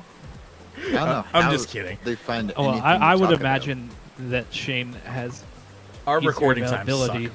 Exactly. Yeah, no, I was totally joking. Like, our recording time is like 2 o'clock in the morning for him. He's got like kids and a job. Yeah, I'm not an inhuman person all the time.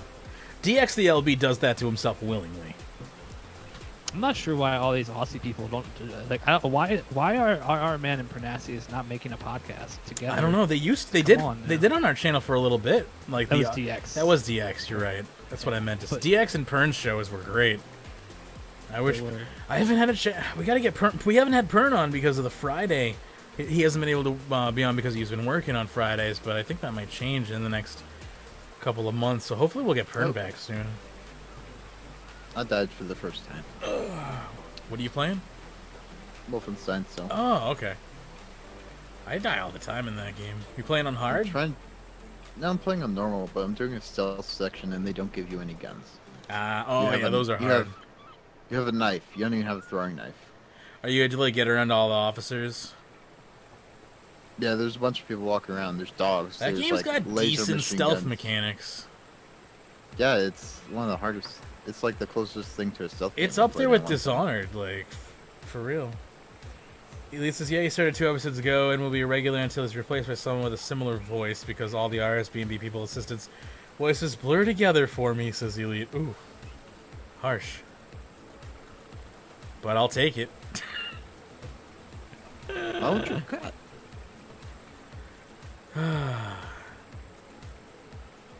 Can I get any tokens from doing this or no?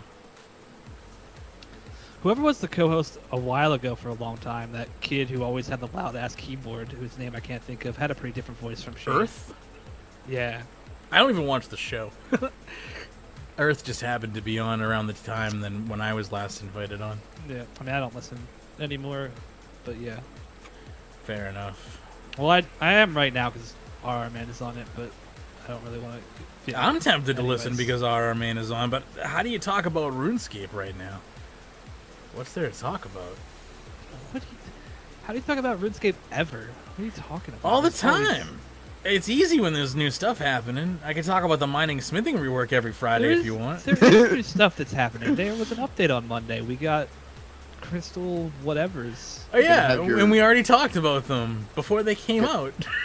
Gonna have your weekly hour of RSB&B does 1 episode a week, and they generally cover what's new that week. They do a very different show than what I guess. Fair enough. They're just better than we are. I get it. What's going on, Wootiful? I mean, I wouldn't say that part. I know you didn't. That's why I said it for you. Even if you didn't want it to be said. I just don't want my words associated with that statement. That's fine. That's fine. They're my words. I think I might have gotten a token out of something. I got a second Kawaii Parasol token. I like RSB&B, but I have problems with Shane. I'll leave it at that. Listen, Walgreens, stop texting me. Why is Walgreens texting you? Because I use their pharmacy, but their pharmacy has boundary issues. I use the local grocery store, and they're terrible. Yeah, that's why I switched to Walgreens. Walgreens is also terrible for different reasons. Walgreens will tell me my prescriptions are ready 8 days before they're ready, and they'll call me and text me every day until they're ready to remind me. And if I try to fill them early, they'll tell me that there's an insurance issue because I'm trying to fill them early. Well, then please tell me, like, a couple days before, not a week. And even so, calling and texting and emailing, like 3 different modes, it's a little excessive. And you can't, like, pick your alerts. It's all or nothing. I think I can turn texting off, but the phone calls and emails are like, oh, well, they do 20 minutes on the Chinchamas and then the rest of the show is tech news. Okay, fair enough. Basically, like, what I'm doing today is there was, like... Oh, yeah, I forgot. RSB&B always does that, too, where they have the tech side of the show, which I stopped listening to. My game pick, I think, when I was on was, like, OpenRA, if I remember correctly. What's that? It's an open source version of the Red Alert engine that is been production for the past 10 years and has mods that support Dune 2000, Red Alert, and Red Alert 1 as well. And they're working on getting Tiberian Sun support in, which is when it's really going to pick up, in my opinion, because Tiberian Sun is the real era. And I mean, you can already play a different Tiberian Sun using the actual Tiberian Sun engine, but it sucks because it's using the original engine. The OpenRA engine's way better. So I'm really looking forward to being able to play TS and OpenRA. That's cool. Be way smoother, less buggy, better resolution support, better multiplayer support. Not that there's anything wrong with CNCnet, but I digress. If you like real-time strategies and you're sick of whatever the fuck EA has done to them, then I'm terrible at. Then get Homeworld remastered. What? I don't even know what that is. Get Homeworld remastered. I've heard that's really good. Is it? You've never played Homeworld? I've never played Homeworld. That game I would don't blow really your like goddamn mind. I don't know. Checking it out right now. Why do you say that? Because it's a space RTS, and it's like one of the best RTSs ever done, and it's like it has a really great story, like underlying story to it too. But it's a game. It does a really good job of like showing you like the vastness of space and like how small you are, and your fleet is in comparison to that. It's a very good game. Okay, I'm checking. I haven't played it. I have not played it in 10 to 15 years, so I can't really describe it in detail, but it's such a good game. The remaster is a really good remaster, though. Yeah, I've heard that too. Cool. From everyone I've heard who's played it. Who makes it? I'm just trying to figure out who makes it. I'm curious. I'm looking on the page here, and Steam doesn't do the best job of collating information. Here we go. Gearbox Software, surprisingly. All right. I think Sierra and Asper on the Mac. Relic was the original developer, I think. Fair enough. And Sierra published it, but yeah. That makes more sense to me because Gearbox, they're good at like remastering stuff for sure. But all right, I will. Yeah, it was developed by Relic back in the day, and then Sierra released it, and it looks like the remaster was probably done by. I'll grab a demo of it and see if I like it, and if I like it, I'll buy it. Oh, I think yeah, look at that. I think I may have looked at this before, and I didn't grab it mainly because it was a little pricey and it looked old for the price. But they also have a new one out that's super good called Homeworld. That's a Karak, but it's worth getting first Homeworld first. Sure. Deserts of Karak is a more traditional, like it's a modern one. It takes place on a planet, and it's super good though from what I've heard. I haven't gotten to play it yet, but it got like 9 out of 10s and shit. So sweet. I'll have to try the first one. Maybe. Well, the remaster apparently comes with Homeworld 2 as well. So nice. Cool. Yeah, I will. If I do like it and buy it, I'll stream it. If I don't, I won't. I won't stream it, but I'll definitely try it at the very least. Yeah, I can't wait till I can afford that game. Yeah. I'll definitely try it in demo form first. I think all games should just have a demo. What happened to the days of demos? Yeah, they don't feel like spending the money on it. But like, just release the first level or a random level. Like, well, it doesn't have to be like too much development in it. I guess. Speaking of demos, what happened to cheat codes? They turned into paid DLC. Cheat codes turned into paid. That's true. Basically. I guess, but like, the way you could break Grand Theft Auto back in the day isn't really a DLC. I don't know. True, I mean like big head mode and like playing as different characters and stuff like that. Now you just have to buy all that stuff now. You're right. Okay, that part did, yeah. But I mean more like along the lines of enabling cheat codes in games. Spawn in a million things. Cheat engine give basically. Yourself every gun. I think took over the market, which is sad. Because cheat codes are fun. Yeah, cheat codes are super fun. You can Grand do Theft fun Auto stuff still in does Dark Souls with cheat engine. I mean, yeah, cheat engine's amazing. Don't get me wrong. It's basically Game Shark for computers. I mean, it's literally Game Shark for computers. Who am I kidding? But yeah, I mean, trainers, like all trainers that I use these days are basically based off of standalone like cheat engine executables. And I guess that's where cheat codes ended up really, is in the form of trainers. But why don't the developers put them in? Like, that's the fun part. Easter eggs also. There aren't enough Easter eggs in video games anymore. Used to be, remember when like hidden spots were a thing in like every game? Yeah, hidden levels, hidden spots, not enough hidden stuff. All the hidden stuff has also been moved to the DLC section.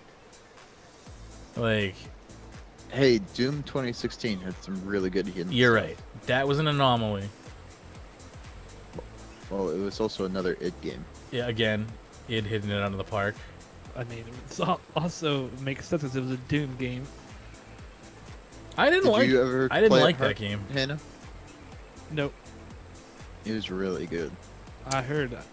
I just haven't had the job in a long ass time, so I don't buy games or anything really. I'm more of a story-driven gamer, and I'm not into the gratuitous, just endless violence anymore, as much as I used to be. This the weird thing to me. I'm so with you, mate. Because like people flipped out about like, people hated Doom 3. I fucking loved Doom 3 because it was such a great story. Yeah, they were trying to be Half-Life. And now people love the new Doom, and I'm like, it definitely looks fun, but it's mindless killing and not really a story. Yeah, it's deathmatch and single player mode, and that's it's like this is why I play Overwatch. Like if I wanted to just mindlessly kill people, I just go play Overwatch. And I can also play Overwatch with bots, so if I don't want to play with people. But I agree with that, and I'd love to hear a rebuttal from Sudwood. What? On the killing demons with guns is really fun. It's like that's a fair argument, right? It's just like that's my argument. But does Doom have like a good story to it as well? No. The story is you get woken up by this guy who ended up bringing demons to Mars and ended the human race. So you hate demons, so you just murder them all. So the story, no. In other words, the answer was no. Is like second grade level. I think I created something similar for like. Well, so basically, the story, literally, the only part of the story is the intro to the game. Yeah. That what I just said is like the story you get from playing, but if you read like the documents and stuff, it's actually really cool. There's probably lore involved, but it's definitely not woven into the storyline. You have to be wanting it, which is, I think catering towards the Doom fans. They know what the Doom fans want, and that's fine. I mean, I imagine I'll probably play Doom at some point. I played Quake. It was horrible. Sudwood, we tried it together. Did we mutually find that game to be horrible? Yes, we did. Okay. That game was just genuinely not fun for me. And I like arena style shooters, so that game, I enjoyed it, but it had way too much fucking going on. That was my problem. Like I would have had to have spent 100 hours to just feel like a beginner. I could smell that game reeking of pay to win. I was afraid that game was like gonna be like they start you with one hero and there's more. Off to dinner. I will be back if you two are still on. Alrighty, enjoy your dinner. Thanks for stopping by. The thing is, content moved to DLCs and microtransactions now. Sad, but it's how the industry has went. Yeah, I mean, it's definitely. Well, I just don't think that covers all cheat codes. Like, it doesn't. Think cheat codes just fell out of style. Cause like, they did. Cheat codes were about breaking the game, not about like something you could sell. I mean, Game Shark, in of itself, was DLC for me back in the day. It's just like that's how you added value to games after you finished them, was to just hack the crap out of them.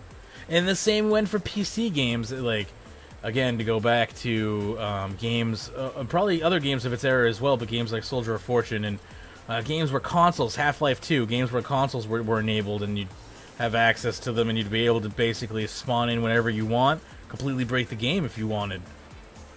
And Fallout 4 did that, though, to be fair. Fallout 4 has cheat codes.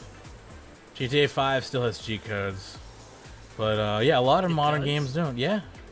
Yeah. Single-player mode does. Obviously, multiplayer mode does not.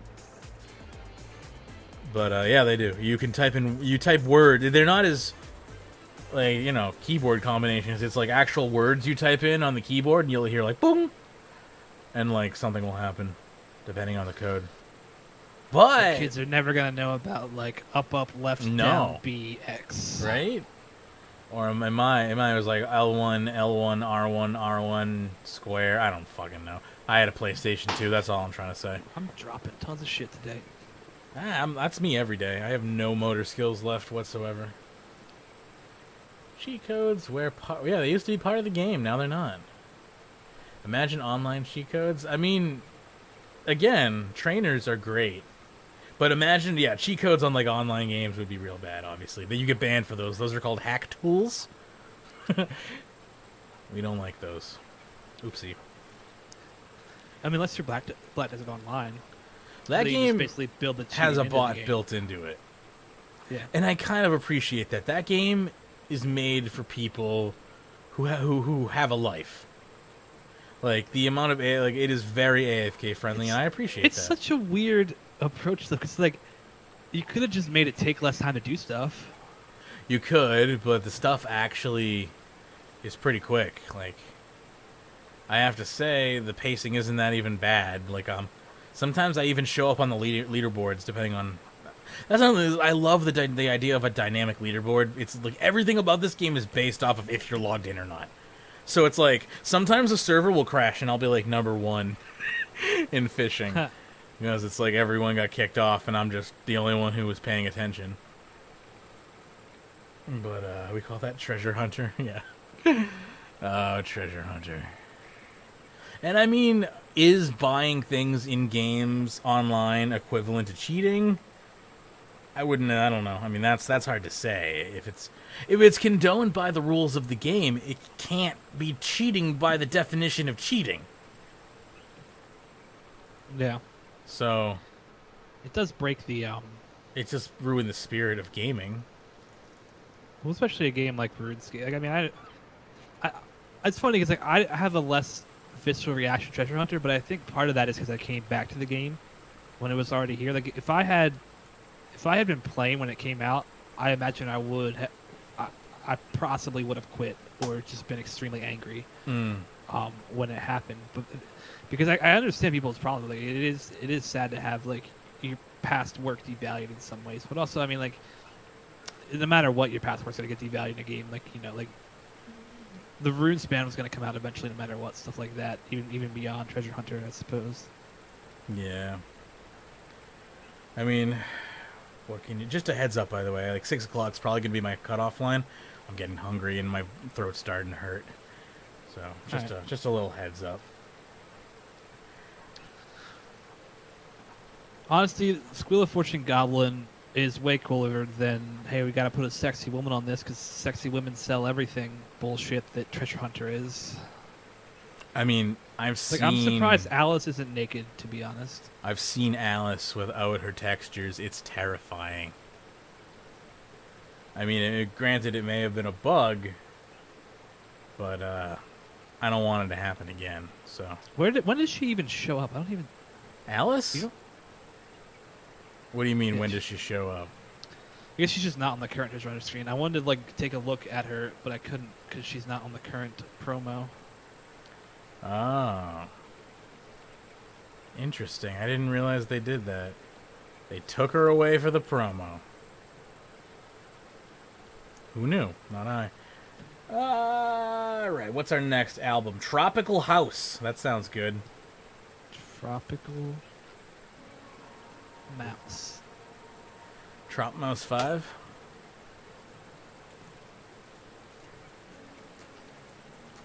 My throat is legit hurting.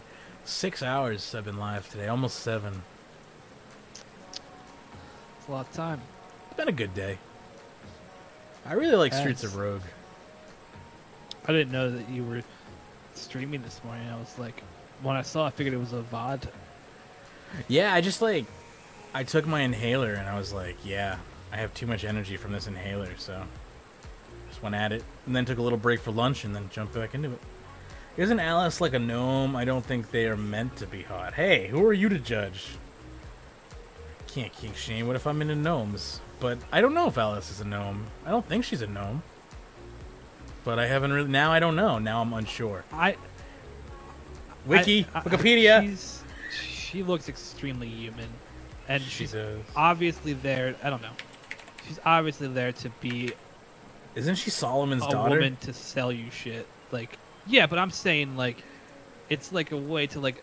It's like a small way to manipulate. I'm just saying he's human. Men. I'm just saying like he's human though. Like I'm still on the human thing. I'm looking at a photo right now. She's absolutely human. Yeah, she's superhuman. Princess Alice Alessandra is a young woman who hosts the treasure hunter activity. She rewards players who click her treasure hunter chest. I'm sure she does.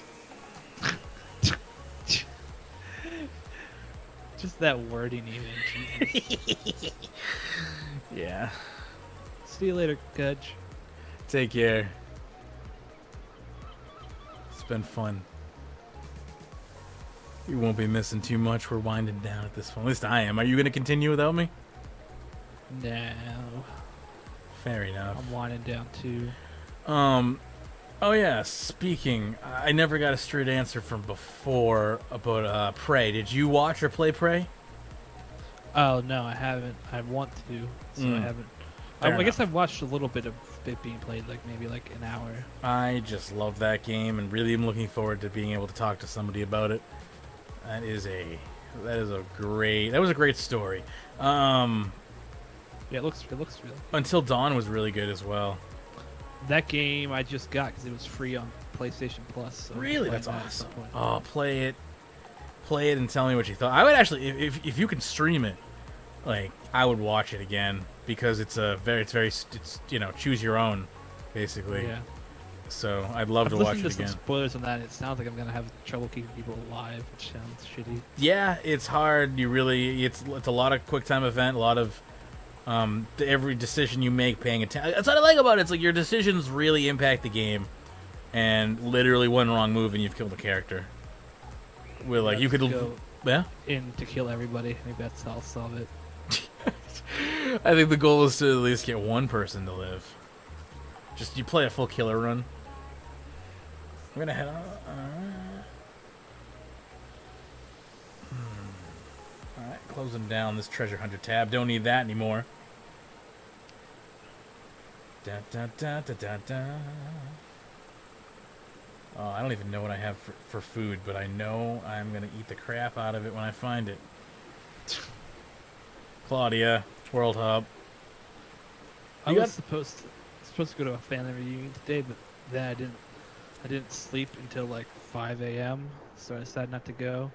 But I'm sad because I would have had really good food all day.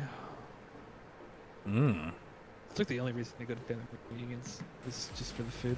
Yeah, there hasn't been a family reunion for my family in, oh my goodness, so very long. Different parts of my family have multiple years. There's a lot, although it's slightly less than what it used to be. Yeah, if I knew half of my family, there might be more.